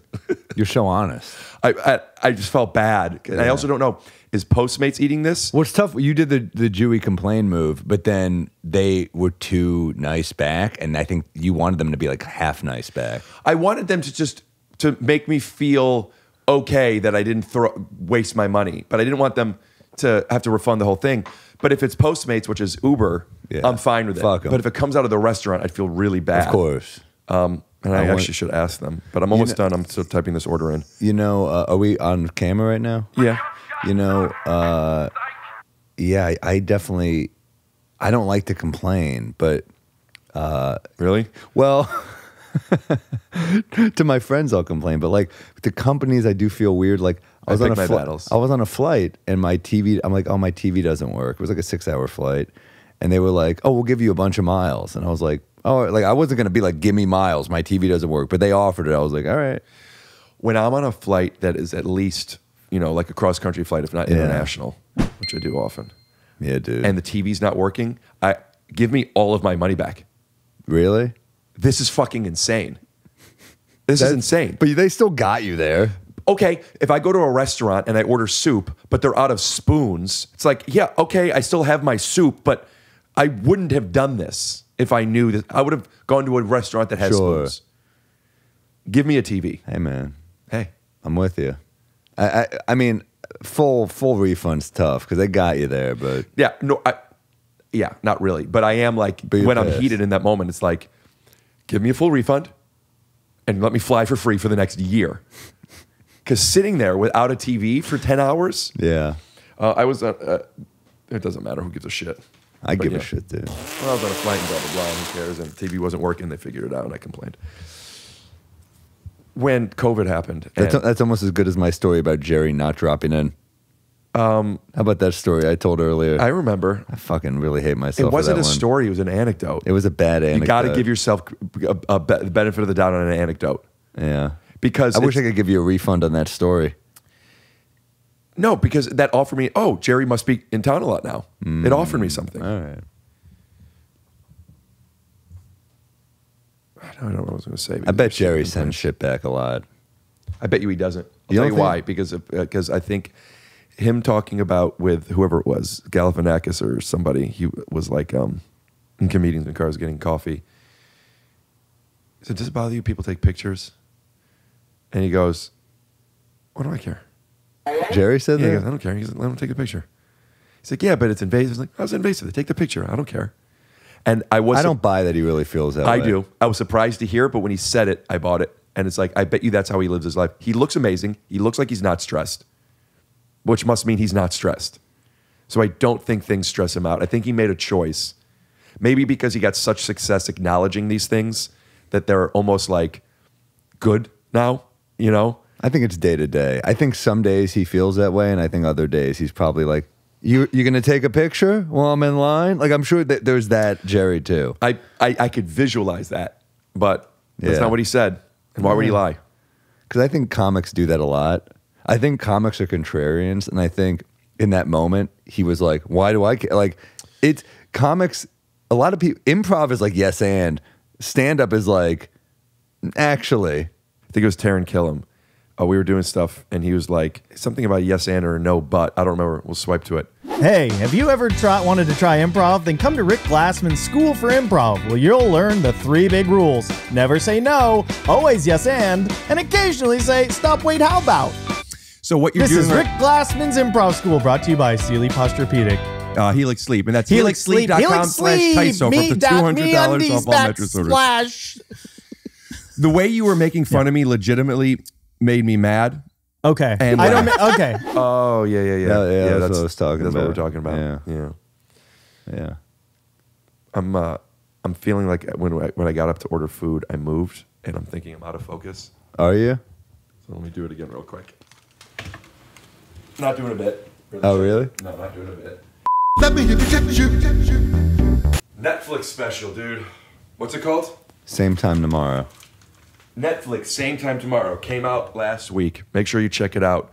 And just to prove how big I am in the podcast game, head on over to whatever the newest episode of We Might Be Drunk and say, Glassman sent me. Hell yeah, dude. Or Take Your Shoes Off sent me. Or Tyso sent me. Or what's the fourth one? I want that Glassman bump, dude. Yeah. You know, one of the mean comments on Are You Garbage who didn't like what I was doing because they like, but he's like, whenever one of these big names come on, they don't play the format the right way. And I'm like, am I a big name in the podcast? What do you really read all the negative comments?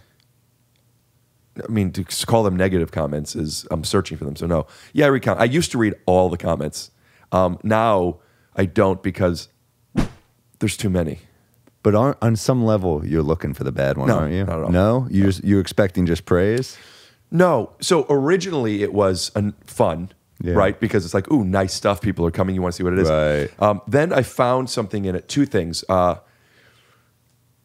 like when people timestamp stuff. I like to see what they liked. And when people timestamp something, I'll look through. Sometimes I won't read until I'll look for a blue to see a timestamp, so I can see, oh, what did this person like? Yeah. And then also when I see stuff of people commenting and there's multiple of the same comment that's like a critique or a negative, I do look at that as data, because I do miss stuff a lot. And if a bunch of people say something, I'm like, okay, feedback. Yeah. That makes sense. I mean, you're crowdsourcing a little bit. I mean, like for stand-up, that's what we do. You're saying, but in the moment with laughs or no laughs. Yeah. But you guess with a podcast, you can't do that. Like, you know. And also, there's really not that many negative comments. There's really not. Yeah. People like us, and if they don't watch. Those are the people that shock me. The people who are like, who watch and are still there, because they exist. The people who are just like, they're like, this is fucking bad. I'm like, there's so much entertainment out there. There's a millions, and also like, you know, do you not have any streamers? You don't have HBO Max. You don't have. Yeah, you obviously chose to do YouTube podcasting. Yeah. Also, you're sampling it. You're not in a theater. So it's like if you go to a restaurant and you don't like the food, you're like, this fucking sucks. But if you're going to a tasting and you don't like something, you just like, no. And you move on to the next. You don't be like, what the fuck is this barbecue sauce? It's like, I don't know, man, go to the next one. Well, maybe they're a big fan of yours and they don't like this episode and that bums them out because they were looking forward to it all week. And they're like, oh, but this is the one I don't. But I don't like this guest, or you know what I mean. So I think it would be, I guess for me, it would be the other way around. It would be like they saw Sam and they don't know who I am, and they're like, "Fucking Sam." I'm in your house, dude. Yeah. I think it's the other way. No, man. Listen, you know, there's not that much competition on the YouTube thumbnails. If you got a nice headshot of Sam right here, people will be like, "What's going on?" You got a good thumbnail game. I got a great thumbnail game. Yeah. I don't spend as much time on it. My thumbnails used to take 2-3 hours to make. I would zoom in. That's insane. Because I know there's auto crop tools and there's tricks, and I know. But I used to zoom in 1,000% between each hair, but not just the curls or whatever, but like to do 1 pixel between, you know. Sure. That's before Brent got the surgery. Before. Yeah. Oh, he was wearing a hat. Oh, okay. People wear a hat. I was always like, fuck yeah. And then between the head, and then you know, it's so small you don't see it. I would just do so much, and then I would zoom out and zoom in and zoom out and zoom in. But yeah, the thumbnail is people are starting a podcast. What advice do you give? I would say, don't sleep on the thumbnail game. You need, because before people choose to watch you, the thumbnail is what used to be the back of the box at Blockbuster. Ooh. Do you remember you used to like, let's see what's going on here. Yeah. Before people click, people will spend more time on a thumbnail than they will read the ingredients to the food they're eating. It's amazing that we used to have to like go to Blockbuster and hope a movie was in stock, and now it's like literally like you can watch anything you want ever. It makes it harder to pick because you go to Blockbuster, you would walk around and you would see what's left, what's there. The new release section usually had like at least 8 of them, and there wasn't any, so you would go to the front like, did anybody drop it off that you haven't restocked yet? Yes. But people do want to be told what they should do. It's why I'll watch a movie that's 20 minutes in. I wouldn't have thought to put on Jurassic Park 2, but it's on. It's picked for me. The work is done. Yeah. You just watch a movie that's on. But if I have to figure out, I don't know. I'll just sit there for the longest time. That's the only thing cable's got left. Yeah, is the excitement. Yeah, it's like the you know, like dealer's choice. Let's go. That's all they got left. And sports. That's the only reason I still have cable. Yeah. And I'm thinking I got to just get rid of it and just get the NBA package. Yeah. Because I don't watch anything. But that package blacks out the home games. But dude, I love that NBA package on the road. Holy shit. But what home games? I can't watch Cleveland home games anyway. Oh, yeah. For whatever reason, I thought you'd want to watch like the Lakers, but yeah. No, they black out the Lakers Clippers probably in LA. And you do want to watch LeBron, but a lot of those are televised anyway. I don't know if this is true, but I just feel like most of them are. That's I mean, there's some great joy. Just like you're in the middle, I'm in like Rochester, New York, and I'm like, fuck it, dude. I'm watching Memphis versus the Cavs. Like, I fucking love that you could just watch any two games. That's insane too. Like, think about back in the day, like you would just like have to read a box score. You're like, I guess Mitch Richmond had a good game, you know? Now it's like you can I can just watch anything. Do you feel invested, or is it just entertainment? Do you care? Yeah, that's the thing. I never understood sports gambling because like I don't need that. I like sports, so I'm like I don't need anything extra on there. Like I'm fucking, you know, I'm good to go. Well, I got to tell you something. I'm a huge fan of DraftKings. So if you're gonna gamble, DraftKings. I never needed to gamble on sports. I mean I've done it a few times just for like shits and giggles, but like I love the Knicks. I love the NBA. I'm good. I can watch any two teams. Pardon me, I was putting my sound on in case the delivery comes. Yeah. You making money on your own whiskey? Or is it more of a merch It just thing? came out, so we'll see. I mean, I hope so, yeah. BodegaCatWhiskey.com. Is it both you and Mark? And Mark Normand. Yeah. You guys like have a special LLC for it? Yeah. Really? Yeah. And you have accountants that are dealing with that, and it's like a... Yeah. We got it was a process, man. It took us a long time to get here. So I'm just happy it exists, you know. What was the first step once you decided to do it? Was the formulation what took a while? Yeah, just making sure the deal wasn't fucking anybody. Oh, the deal. Yeah, and that took a long time. Fucking anybody. What is anybody? What parties are there other than you and Mark? Well, we have a distillery. We have a liquor company that's doing this for us. They do other people as well, right? They've done. Yeah, they have other whiskeys. Right. And you wanted to make sure that they weren't fucking you? Sure. I mean, I don't care if we're fucking them. How'd you know? But what, you look at other people's deals?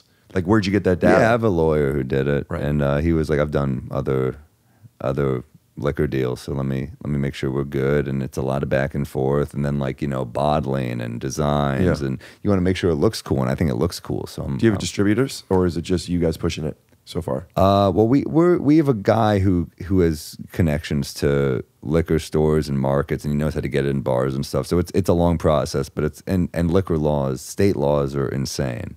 It's mob shit. It's crazy. It's gonna be in the liquor stores. It's gonna be a thing. That's very cool. It's right now. It's just pre-order, but like it's September. I think it'll start shipping to people. We'll put the link in the description. It's fun, man. I know you're not a whiskey guy, but it's good stuff. I'll tell you something. I can't stand the stuff. I had a sip of that on your podcast, and I'm still flying high. Really, really nice. I've been wanting to do a brand of different kinds of teas. That's a great idea. Because this stuff gets me jacked. Yeah. But I prefer tea. What kind of tea do you do? My drink of choice at the moment, if I'm podcasting, is a dirty iced chai.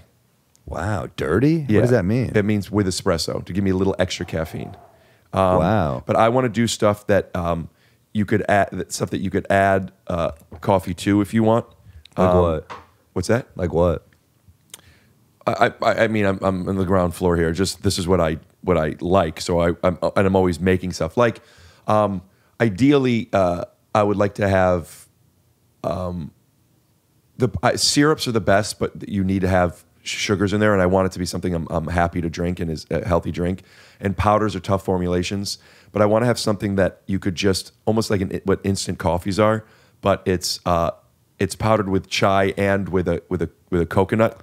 So like when you add the water, it's not like water. It's just like almost like a dehydrated cream, but coconut cream.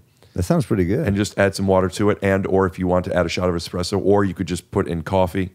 Have you put this out into the world on Never. the pod before? Never. Maybe you get. That's how we got our liquor deal. We said we want our own whiskey, and a shitload of people emailed us. Maybe this is the beginning for you. My ex, Rick's Cream. I have a name for it. And I don't want to say it yet because it's fucking brilliant, and I just don't want to say it yet. Yeah. So I'll tell you after. You'll Okay. tell me what you got paid for Netflix. You got it. And I'll tell you what my name is. It's such a good name that it's like you have to do it. You can. I know what the name is already. Go ahead. 42 million. Yeah. Damn it. Yeah. No, yeah. Well, now you can't bleep what he said earlier. Bleep it, but keep it in. But Betty, my ex, Yeah. she is a creative director by trade. Like, this is what she does. She's a clinical nutritionist, and she worked for so many brands, mostly in like CBD, beauty, and wellness stuff, where she, bless you, sneezing on the truth, where she is she is with the brand and the chemist. She's the one that builds the formulations with people. So she knows all about this stuff, and we've talked about it for a little bit. So maybe I'll clip this, Betty. I'm going to send this to you. But I would need her help. So you're on good terms with your ex? As a joke, let me say, unfortunately, because I'm so confused. I want to work on a bit about how I just text every ex-girlfriend, hey, I've been thinking, and you were right about everything. And I don't mean it, but I just want to poison their next relationship for when they fight with their boyfriend. And he's like, even my ex says I'm right. Do you want to do that because it's funny? Or do you want to do that because you have a little bit of malice towards your exes? No, it's funny. I don't have malice. Are you friends with any of your exes? No. Not because there's malice, because I think it's hard to be friends. Are you cordial then, at least? Yeah. I'm friends with some exes. Are you? Yeah. There's one that I'm friendly with, I would say. I wouldn't say friends, but we're friendly. Jackie Tone. Do you know Jackie? Yeah. She's my talented actress. One of my best friends. Yeah. And there's another one I might start a tea company with. I mean, you put it out into the universe. It's a great name. Yeah? Yeah. I want to guess what it is now. I feel like I could tell you, but we have to bleep it, but then we'll talk about it. Not worth it, because we're gonna riff on it. Yeah. But if I do it, have me on, and I want to bring you some of it, and we'll drink some tea. I would be on it. Maybe we'll make an alcoholic tea drink. An ATD? Yeah, dude. I think that's a security system. Is it? I think. You put any three letters together, it sounds like a security system. What I really want to do with this is they call them RTDs. They're called ready to drink, and they're the little cans of pre-made cocktails. I mean, that's what that is, right? But like that type of can, but it's like a Manhattan or an old fashioned or an Old Pal or a Boulevardier or something. Does it need to be refrigerated? Probably. Because I'll tell you something. The refrigerator space is one of the most competitive spaces in retail. Damn. And if you're going to be DTC, direct to consumer, you're going to want to make sure that you're not going to have to add that extra weight with frozen ice, stuff like this. But I think with alcohol, it doesn't have to be. If it's a vermouth, it probably. Oh no, actually, if it's not open, then no, it doesn't. Actually, that's a good point. No, we probably don't have to be refrigerated. You got to be pour it over ice. It doesn't have to be refrigerated. Right. You know what? I'll tell you something. Yeah. Great name of a product. What? Pour it over ice, and it's just different drinks that are meant to be. Is that the tea? No, but just it's like, like batteries not included. Yeah. Is a negative way of saying it. Like it doesn't come with ice, but if you think all you need to do is add ice, all you need are batteries. Yeah. Batteries not included, it sounds like a piece of shit. Yeah. But if you say everything's fully assembled, just add the batteries. It's everything's just perspective. fully assembled makes my dick move a little bit. Yeah. I hate assembling. I don't think people love assembling. Assembling's horrible. Some people take pride in it. Some people are like, I'll put it together. I'm not that guy. Right. I wouldn't want to assemble a desk, but I would love to build a Lego desk. A Lego desk, but Legos are fun. That's the thing, but it's just perspective. Yeah, but we grew up with Lego. No little kids actually I was little kid in New York at the airport at JFK. There's a Lego store. Yeah, and there's these elaborate Legos. I saw this Lego something that was $900. I know it's an airport price, but yeah, they must be selling enough stuff to kids if they think. Who's dropping $900 on Legos? I almost did, and I didn't even want to build the thing. What was it? Well, the one that made me go into the store. This wasn't. I don't remember what the $900 thing was. A life-size Ed Norton in American History X Lego. Yeah, but the swastika. They say that it was out, and you could build your own. You could do Jewish Star. No, it was a piano that was like this big. Oh, but like fun. Sturdy, and like the legs and the stool and the detailed, and like the metal rods for the 3 pedals. So it's like a centerpiece, fun, okay. Yeah. Yeah, that makes sense. There's a 900 is a little steep. A neighbor I had in an old building, that's what he does for a living. He's a custom Lego guy. So like when you go to places like at Universal Studios or whatever, and these life-size like minions or whatever, he designs and creates these, full size, and that's his actual job. It's incredible. I saw pictures of like the studio he works in, and just like, I picture him like Harvey Keitel in Pulp Fiction. He's like, I'm the fucking Lego guy. He is, though. Lots of cream, lots of sugar. Remember that? How do you take your coffee? Lots of cream, lots of sugar. Just add cream and sugar. Yeah, dude. Hey, Hey, that's a nice Jew to have, Keitel. You're saying to add him to the list? No, he's a Jew. It's nice to have him on the list. Yeah, that's what because we're talking about like tough, cool Jews, right? Yeah. There was a guy, I did the Laugh Factory last night, and I said some throwaway joke about something. It was self-deprecating, but I'm like, but I could dunk. And some guy in the front is like, you can't dunk. Wow. And I don't, you could say to me, say some jokes, fucking, you're not funny. And I wouldn't feel, I mean, I know it's a heckle, but I would just be like, all right, relax. I was hoping you just like, stop the show. Follow me outside. But when he says that, I go, are you a basketball player? And he goes, yeah. He's in the front. And I said, let's be honest for a second. You're a basketball player, so you get it. You're around a lot of basketball players where people aren't what they seem. Look at me. Look at how I have my posture. Look what I look like. Oh, the white dude with glasses. Look at me and tell me you don't think, oh, that's a guy that could play. That's why you should have been in White Man Can't Jump. The movie is about hustling people. I know you can play because I've seen the video footage, and I also don't prejudge. I'm not a fucking idiot. So, but like you show up to a park, the glasses, you're in a tie-dye silly shirt, you're dribbling around, they check you in, you hustle. Yeah, I got the goggles. You got the goggles. But then he was like, no, and he just kept going. And I got more aggressive than I should have been because I was doing a set that was not about, sometimes you play confident guy, at least I do, and I like that. That's not where I was. So it was like, Jesus, relax, dude. And I'm like, all right, come here, get up on stage. You can play? And he goes, yeah. And he got up on stage. I'm like, act like you have the ball. I moved everything out of the way. Act like you have the ball. And he goes like this. I'm like, what are you going to do? What's your first step? And he goes like this, and he goes by me. And I just don't guard him or anything. I'm like, what the fuck are you doing, dude? And I'm like, nobody could play, you know, he just like trying to make him look bad, but as a joke. And it was funny, but I didn't like what I did. Yeah. I didn't like that because I don't think my intention was to be funny. I think my intention was to defend my honor. So then the show's over. I stay to the end. It was too close. And I go back up. At the very end. I asked the host to apologize to the guy. So I was thinking, because I really didn't like, it wasn't mean to him. Yeah. But I didn't like my intention behind it. And I went back up and I thought I was just going to be funny. Like, I just want to acknowledge, by the way, I thought about it. I think I was joking, but I just want to make sure I was just, I don't know. And he goes, no, it's fine. But it was like a very weird, like in my head, I'm thinking like, you could do anything, Rick. You just go up there, you'll be fun. And when I was walking up on stage, a guy goes like this after the host walked by him. He leaned to the side because he didn't know somebody else was following the host. And my elbow kind of hit his head. And I went on stage to apologize to one guy for making him, but I'm like, then I hit this guy and I just got a little flustered.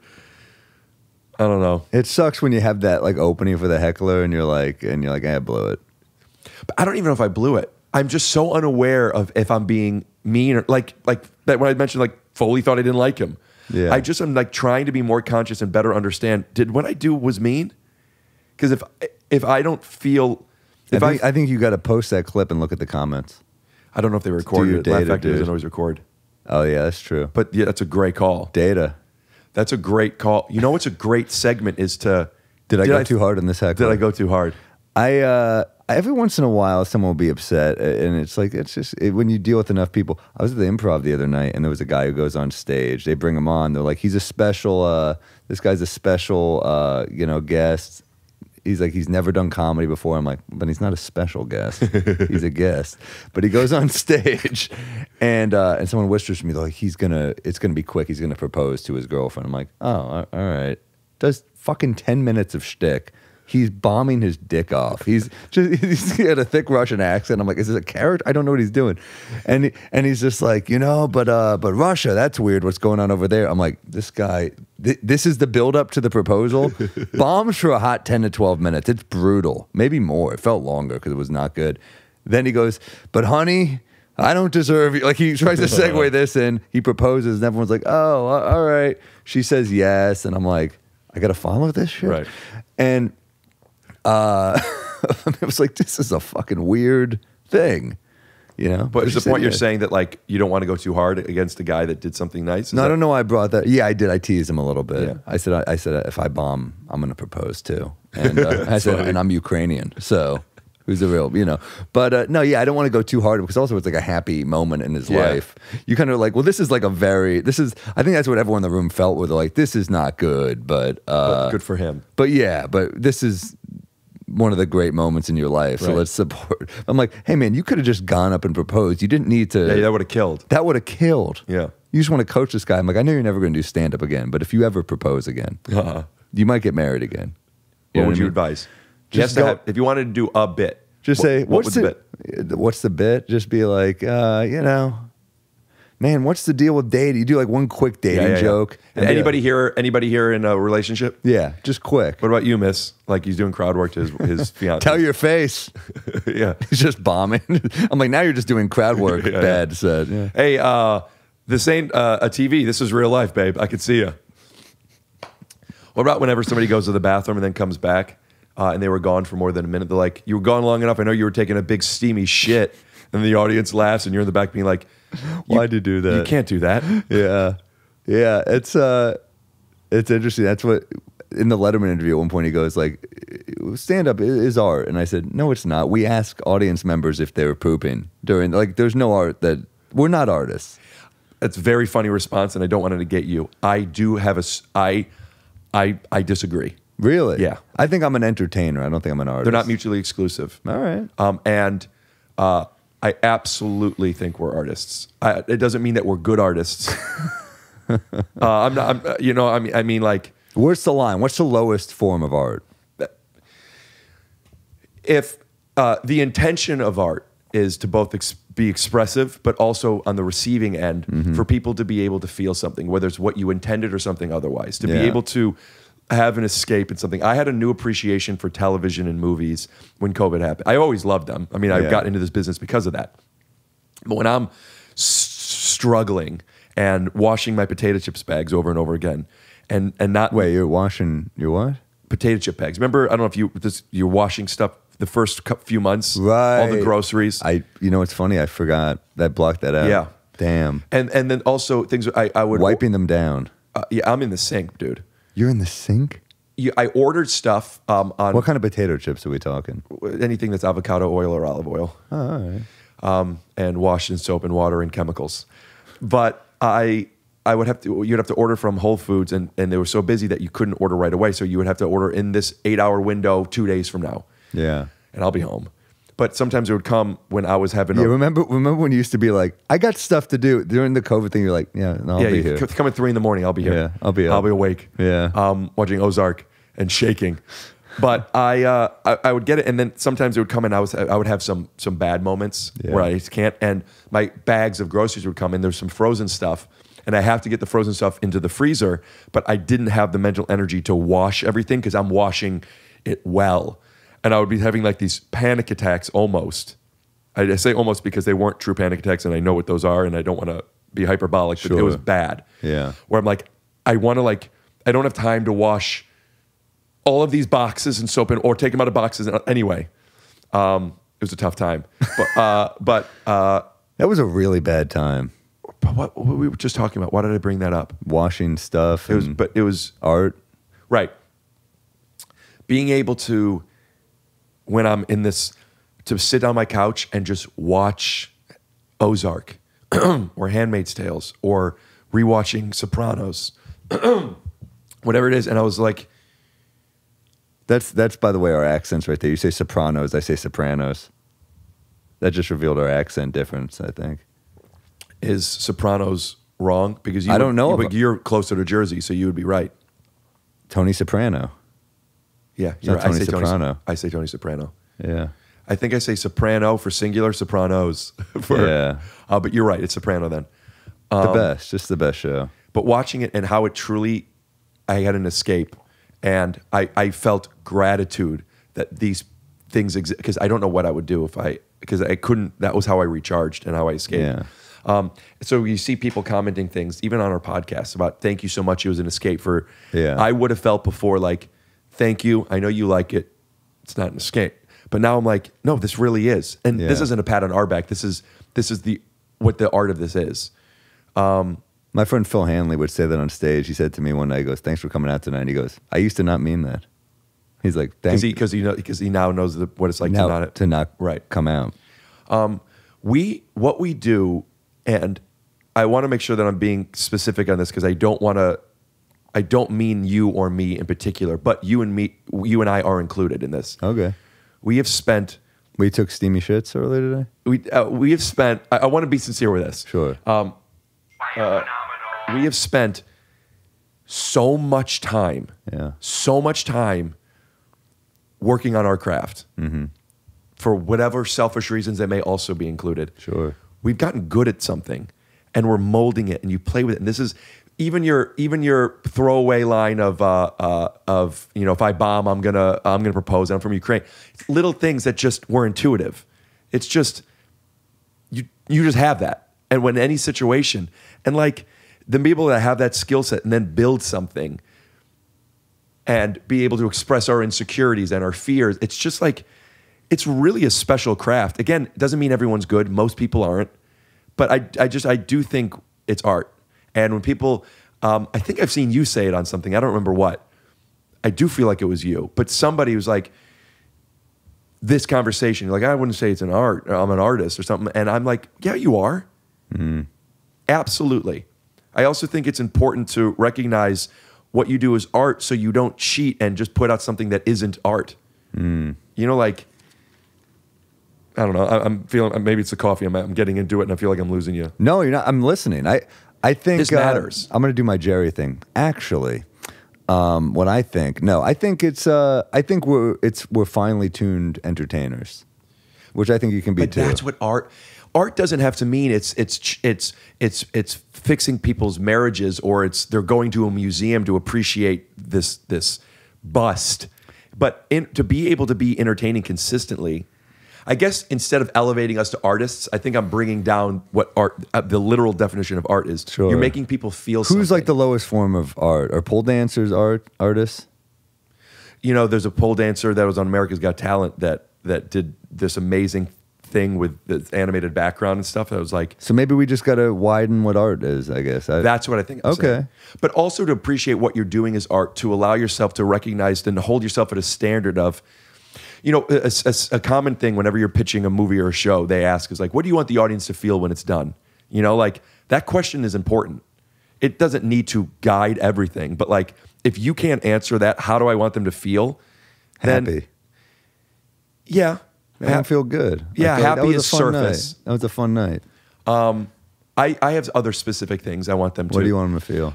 I want them to realize that just because they know something is true, it doesn't mean it is.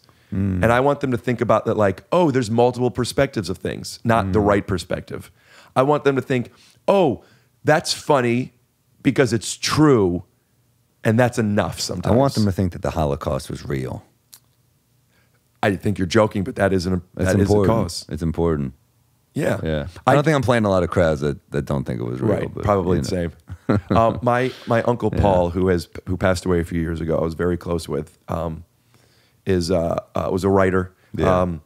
Wrote a lot of stuff. He wrote The Rocketeer. Dude, it's funny. I just looked that up on Rotten Tomatoes the other day. Really? I don't know why. I was like, it was a movie called The Rocketeer, and I remember like the outfit and stuff. It was before superhero movies like took charge of stuff. Yeah, good. Yeah, you like that? No, but I remember liking it as a kid. It was a very good movie. Yeah. And he was a cinephile, and he loved all genres. Didn't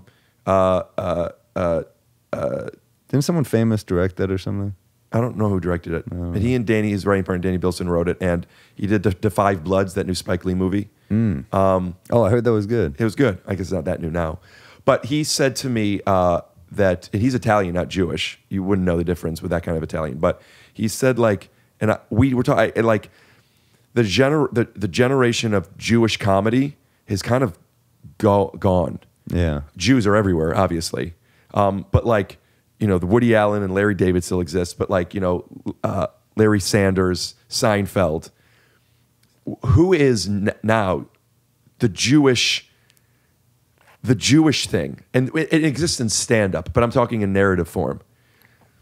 And it's like, yeah, that isn't, and I do feel not. Maybe the story's been told so many times that these people in, positions of power, streamers are like, we're good. But I don't think it's the story. It's just like you said, it's a lifestyle. It's the energy. Sure. Hey, I'm on yours. Oh, Lil Dicky's Jewish, right? Little Dicky, yeah. So that's somebody. Yeah. But in the idea of like, but that's not the Jew you're talking about. No, that's still up there. That's still. I mean, he's Jew. This idea of the Holocaust. Curb is still on. Yes, but that's and he's the king and at the top still. But that's not our generation. Yeah. And how many more seasons will he do? But when you're like, make sure the Holocaust still exists. My connection to that was just like, I do think it's important that there are people that their shtick doesn't have to be, hey, I'm the Jew, but like there is a responsibility to keep Jewish. I have some going. Jewish humor in every hour for sure. And Yeah, it's not it's like important. it's not like a conscious choice. It's just kind of what comes out. But it's not a conscious choice because it's built into you because you grew up with it. Yeah. That's important for other generations. You know, Sure. how many Yiddish words do your parents know versus your grandparents versus us? My grandparents would fight in Yiddish. Yeah. It was amazing. And now we only know some of the words. Like I didn't know what they were saying, but I knew things were bad. I didn't know what was coming out of his mouth. But life's all right. But they loved each other. I mean, my grandparents were married since they were like in their teens. I mean, they were together till the end. Wow. How long were they married? Do you know? I would say like almost 70 years. Wow. Pretty amazing. Such a different generation. Yeah. You just got married because they're going off to war, so you just let's do it. Well, he had some sort of injury, so he couldn't serve in the war. But sure. my allergies. I can't fight. Do you watch Bill Maher? I do. Do you like Bill Maher? I find the show to be very entertaining. Very political. Good answer. Here's the thing. I don't think he would like me. And I do think he's great at, you know what he's great at? I think the New Rules segment is great. That is, I mean, I like other stuff too, but that New Rules, especially the last New Rules. The writers on that show are excellent. They're And I think he, did we lose you? Let my food in. Thank you. I'm in no rush to eat it. Just want to. The writers on that show are excellent. He gets a good variety of guests, and I like that it's like he's a liberal-ish who kind of gets mad at liberals. I think it's a this sounds corny, but I think it's a good voice to have out there. I think it's a great voice to have out there. Yeah, he's like even though he's on that team, doesn't mean he feels like whatever we do is right. I don't agree with him with as much as I used to. But at the same time, I still enjoy the show. I like the show a lot. Yeah. There was a reason I brought it up. I don't remember. I remember seeing Religulous in theaters with my mom. I was like, I'll go to Temple with you, but you got to see Religulous with me. And she was like, deal. And we saw his movie Religulous. Did you grow up a little more religious that you needed your mom to see it? No, but my mom was always hopeful that I'd be more religious, and I think she accepts me for who I am. But, I'm culturally very Jewish, but I think, I just don't really feel anything from the temple. It doesn't really do anything for me. I some of the songs, I'm like, wow, this is beautiful. What song do you like? The Rosh Hashanah album's a fucking banger, dude. I wonder if because we're from different places, but if we still sharing some songs. Oh, Rosh Hashanah, that one. That's a I don't know banger. that one. Oh, that's a good one. What else? What are your tunes? What's the one that goes la la la la la la la? That's a great one. You know the one? Yeah. Yeah, and the girls would go la la la la la la. It was just whatever. Yeah. No, it's good What stuff. are the other ones? I don't remember them. I was the tree of life for them to be fascinated. All of their supporters were happy. You remember that one? Yeah, it's a good rhythm, that one. It's like a weird kind of... Yeah. Yeah, no, we got some good tunes there. Love the Jewish Sandler did a food. few. Oh, yeah, Sandler's are classics, dude. I mean, that's like... The Hanukkah song? Come on. There's also the real Hanukkah song. Oh, Hanukkah, come light the menorah. Let's have a party. We'll all dance a hora. Gather around the table. We'll all have a treat. I thought it was treat. I believe you. I don't remember all I don't those. know. I just picture Jewish people in robes by one candle going Hanukkah, Hanukkah, Ora Ora Hanukkah, oh, and it's like in a basement, and you're like, oh, and then they see you, and they have those long noses, Whoa. I didn't mean it that way. Thank you so much. I didn't mean it that way. You got to cut that part. Take your shoes off. No, you got to cut that part. This was 8 Goblin Nights. Oh my God! My name is Rick I didn't mean it Glassman. that way. And I'm we'll talking see you about tomorrow. The Clockwork Orange guys. Ah, shit. Jews, man, we got some hits. The Humintashen.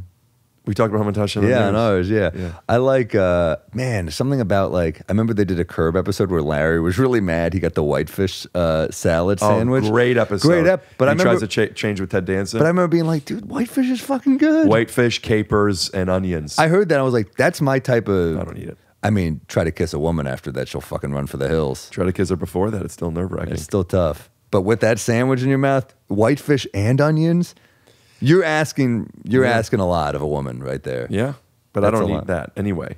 You would capers are the most underrated little.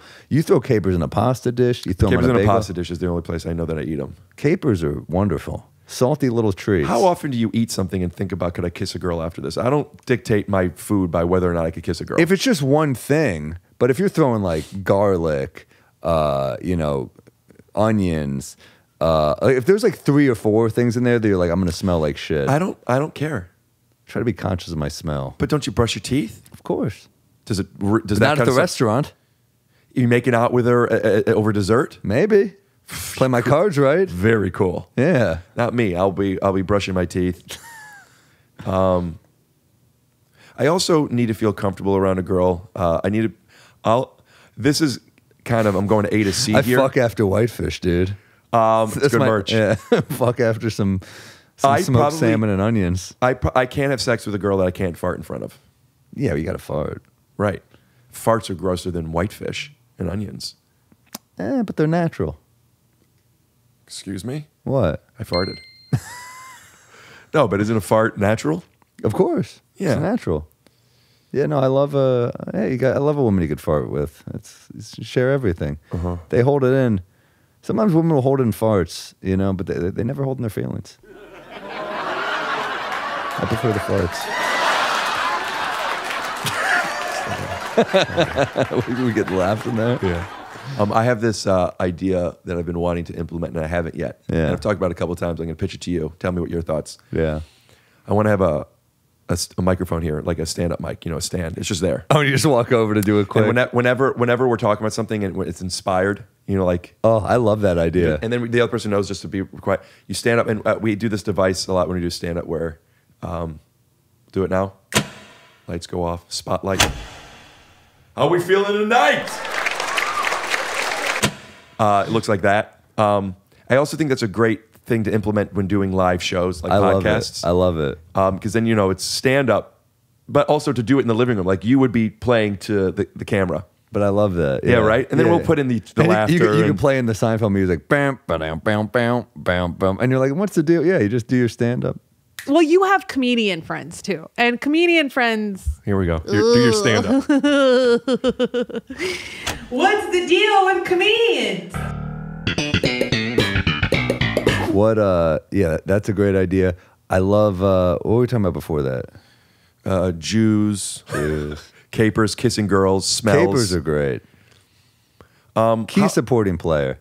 They're like the William H. Macy of foods. I've actually heard him referred to as the caper actor. Yeah, I mean, he's kind of like a caper. Because you're always happy to see him. Mm-hmm. Yeah, I think he's great. I don't know if I've made that observation. I'm always happy to see him, but I'm definitely never being like, I don't want Macy around. That's how I feel about capers. Same. Yeah, now you're saying it, yeah. I don't know if I'd order them. They're in there. I'd be like, good choice. Yeah. How are you with, are you comfortable with this conversation? How are you with ladies and going out there and meeting and kissing? I'm all right. I try to be entertaining on the day. I try to You're an artist. I try to make sure they're enjoying themselves. I mean, it's like, that's the entertainer in us where you're on the date and you're like, you want to make sure they're having fun. Right. Is that for them or for you? A little bit of both. How much of it is for them? Okay, wait, here's one that I want to do. Let me try. I'm walking over to the stand-up bit. I feel like... here. Yeah, I was looking at apartments recently, and it's a lot like going on a first date. You hope the pictures add up, and at first you're like, this is pretty good, and then you're like, oh man, whoever was here before me did some real irreversible damage.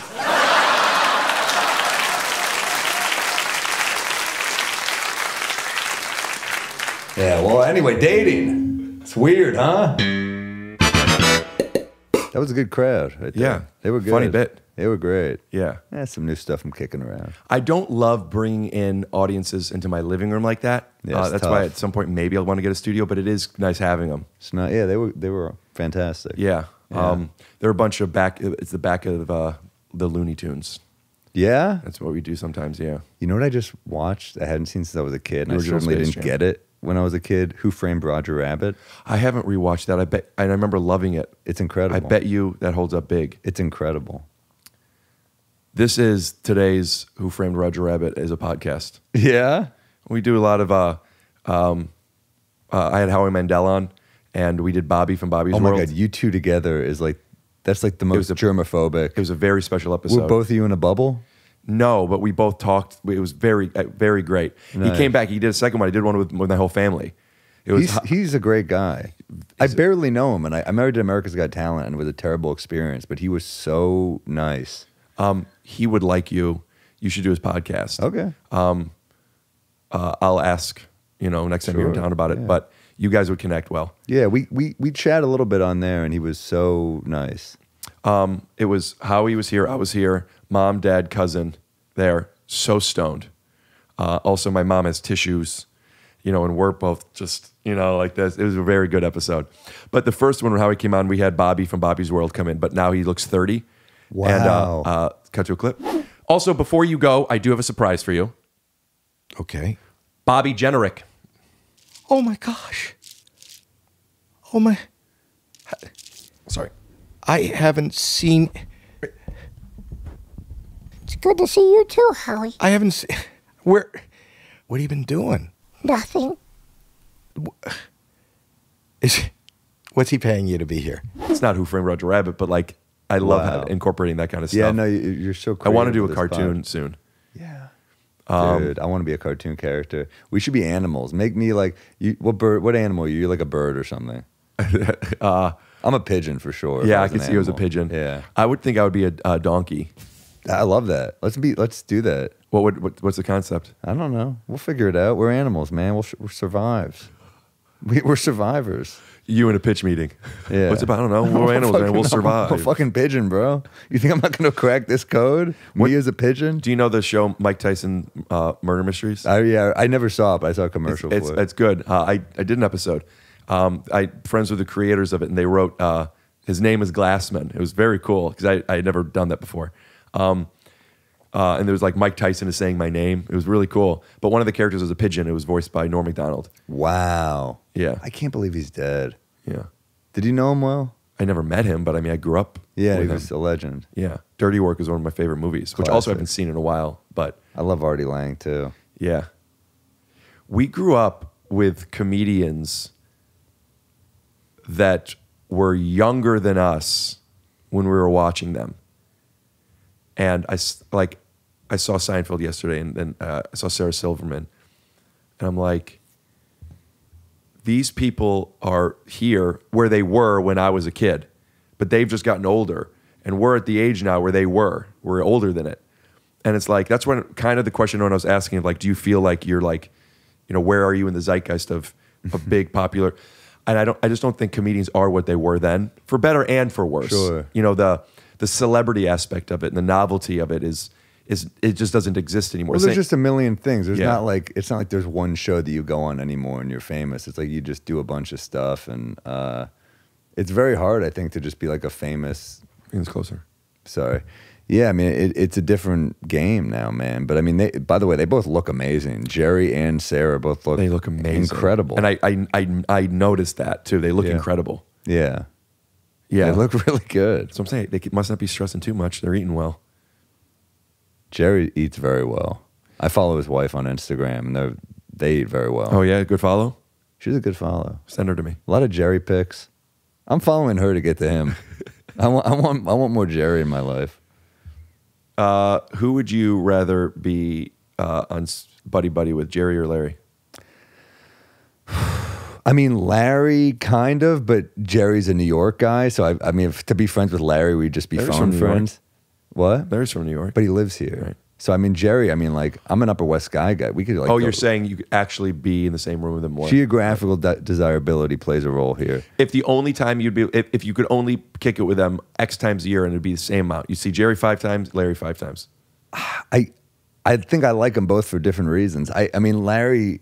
Tell me the reasons. Well, Jerry, I feel like we'd connect on stand-up so much because he's such a nut with word choice and all that stuff, and I love that. But Larry makes me laugh like harder than anyone. Yeah. In maybe history. I mean, it's crazy. So yeah, I love them both. I can't. It's a hard one. Yeah. How about you? You're gonna say Larry. Had I not watched Comedians in Cars Getting Coffee, which is in no way defining for Jerry Seinfeld, I appreciate that. However, I started to see some things in him that I didn't recognize. His ability to be completely present and okay with everything. At least that's what it seems like. It's just, also, he loves bits. Zen factor. Without sacrificing the love for the bit. And he loves bits so much, I wonder if I would annoy Larry. With Jerry and I feel like maybe we would, if he liked me. If he doesn't like me, I'm annoying him. I get that already. But like if he decided, all right, I'm in with Rick, I feel like then we would be doing da-da-da-da-da-da-da more. Yeah. And Larry, I feel like I would have to be more, do you want me to stop? No. That was me to Larry. Oh, yeah. I talked to Jerry once at Gotham, and he was very nice. I heard he was coming in, so I'm like, your boy's about to bring the heat, dude. Yeah. Did he see you? Yeah. Yeah, and he was you did very well? nice. Yeah, I did well, and he chatted with me after, like, briefly, and then I didn't. cool. I was like, I watched, but I didn't want to linger. Yeah.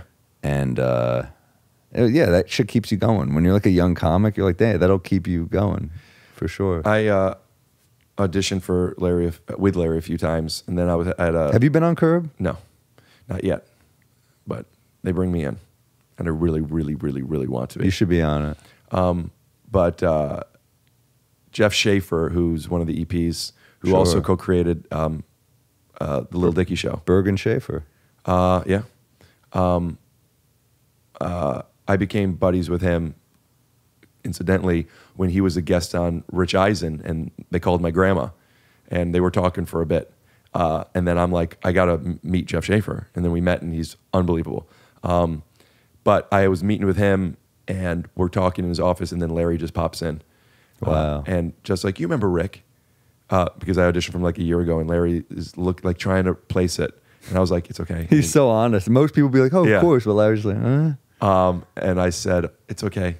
And he goes like this. And then I was like, could we connect it on not connecting? That's great. And then I saw and Jeff. you let him off the hook, which is a nice. Yeah. A lot of people would have been like, it was this on this day. You gave up You immediately. got to know your Yeah, audience. Sure. But then I saw Jeff recently doing some press stuff for my Amazon show, As We See It. And he told me that how much Larry loves the show. Wow. Yeah. And then our show creator, Jason Kadams, told me that Larry called Jason. Jason and Larry are... Jason, by the way, is a bigwig in the business. I say that because when you're bigwigs, you're bigwigs. People know who people are. He created Parenthood and Friday Night Lights. He's not a small potatoes guy. But even he was like... Because he's in this poker game sometimes that Larry plays in, but they don't really know each other that well. Larry doesn't even... They don't even have each other's number. And Larry called Jason to say, hey, it's Larry David. And he thought it was a joke. He thought it was not Wouldn't Larry you? David. I mean, I think most people... Not when you're a bigwig, in my head. You know, it's like even this guy who's an Emmy winner, amazing writer, Larry David calls, he's like, that's not really Larry. Yeah, afterwards, hey, it's Christopher Walken. You're like, oh, all right. Yeah, it's still another name, but it's not as impressive. But when I found out, and then Jeff sent me an email saying that they were talking about me. Yeah. And I don't think that Larry would know me if I sat on his face. But just that I would hope he wouldn't know you from that angle. Oh, that's when I auditioned. It was You me sat back- in his face? Mhm. That's a weird curve. That's why I didn't get it. It had nothing to do with the story. You blew it, dude. Yeah, I did all over him. But you get compliments from people that you like, maybe, maybe not.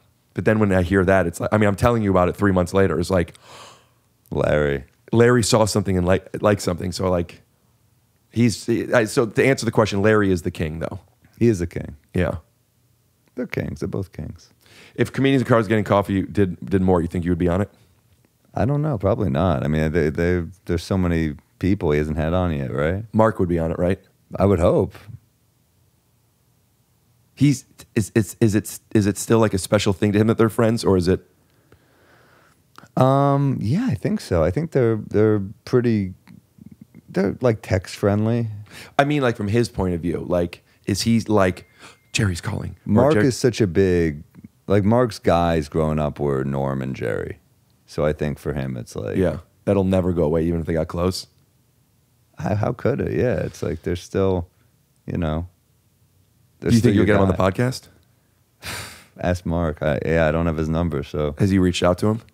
Didn't I see? I think Stavros was on maybe Are You Garbage? I don't remember what podcast I watched. It was on something he said where I think he was talking about how Mark reached out to him. Yeah, Jerry left him unread. Right. Yeah.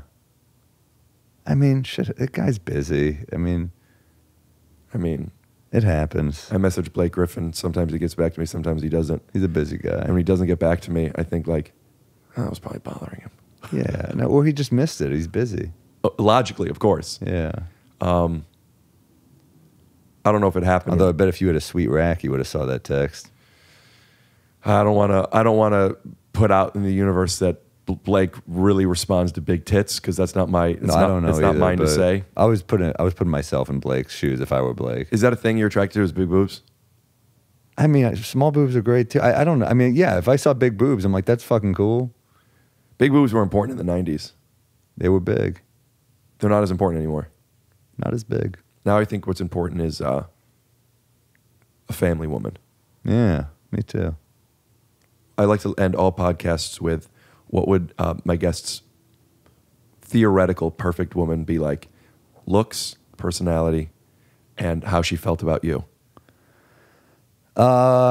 Looks, gorgeous. Gorgeous woman. Not too gorgeous though. What's gorgeous? No, just like a pretty face is big for me. But I think also not if your body's too good, it annoys me a little bit because I feel like I'm not gonna have that good a body. So I feel like I'm not holding up my end of the bargain. So good body, but not too good where you're like Jesus. So what does that mean? An 8 or a 9? I'd like a 9, but I'm happy with an 8. I'm cool with a 7. I fucked a 6. Doing Jerry now, obviously. But I'm like, that's my walking. You fucked a 6. I can't do voices. That was pretty good. Thanks. Personality, funny. Yeah. But doesn't have to try too hard to be funny. Just kind of naturally funny, smart. I need funny. I want her to read. Like novels? Yeah, or anything, whatever she's into. Why is that something that you? Because that's nice when you're both in bed with a book. I think it's a nice vibe. But I also wanted to be able to like really appreciate good movies. Yeah, like a classic. I'm like, hey, can we watch Dog Day Afternoon? Mm-hmm. Can we watch The Taking of Pelham 1, 2, 3 from the 70s? Can we watch like a fun old movie that is maybe a little slow by modern standards, but if you let it breathe, it's fucking stupendous. I sound like Trump now, but phenomenal. And what was the last one? That's it. You did it. Yeah. I don't think I would be a good girl for you. Why? Don't love old movies. Don't read. And I have little tits. That's Sam Morrill's Netflix special is same time last night. What is it? Same time tomorrow. Same time tomorrow.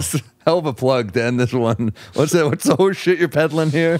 I used to have a sketch group called That Guy and His Friend. It was me and my buddy John DeWalt. And for years, we were doing videos on YouTube and stuff. And my dad would always like, that guy's friends, those guys' friends, he never got it right. So I feel like it can't be that disrespectful if you mess up somebody's name. If my dad, who loves me and is a fan, doesn't remember mine. For sure. So that's Sam Morrill's with Anytime Tomorrow out on Netflix. Same time tomorrow, Netflix. I'm just joking. And don't forget to go to his podcast, We Might Be Drunk. And we also have a new podcast with Julian Edelman from the Patriots, Games with Names as well. Who's we, the three of you? It's me and Julian. Oh, wow. Yeah, it's fun. You're doing multiple podcasts a week. We banked that one, so thank God. But that's, yeah. But you also do Patreon stuff, right? Sometimes we bailed this week. We can't do it every week. It's a lot. It's a lot. And Bodega Cat Whiskey. How could we forget? Thanks for having me, dude. Thanks for doing it. Theme music. Snap. 3, 2, 1. Scoot. Blabbity blue, scoop dee. Oh yeah.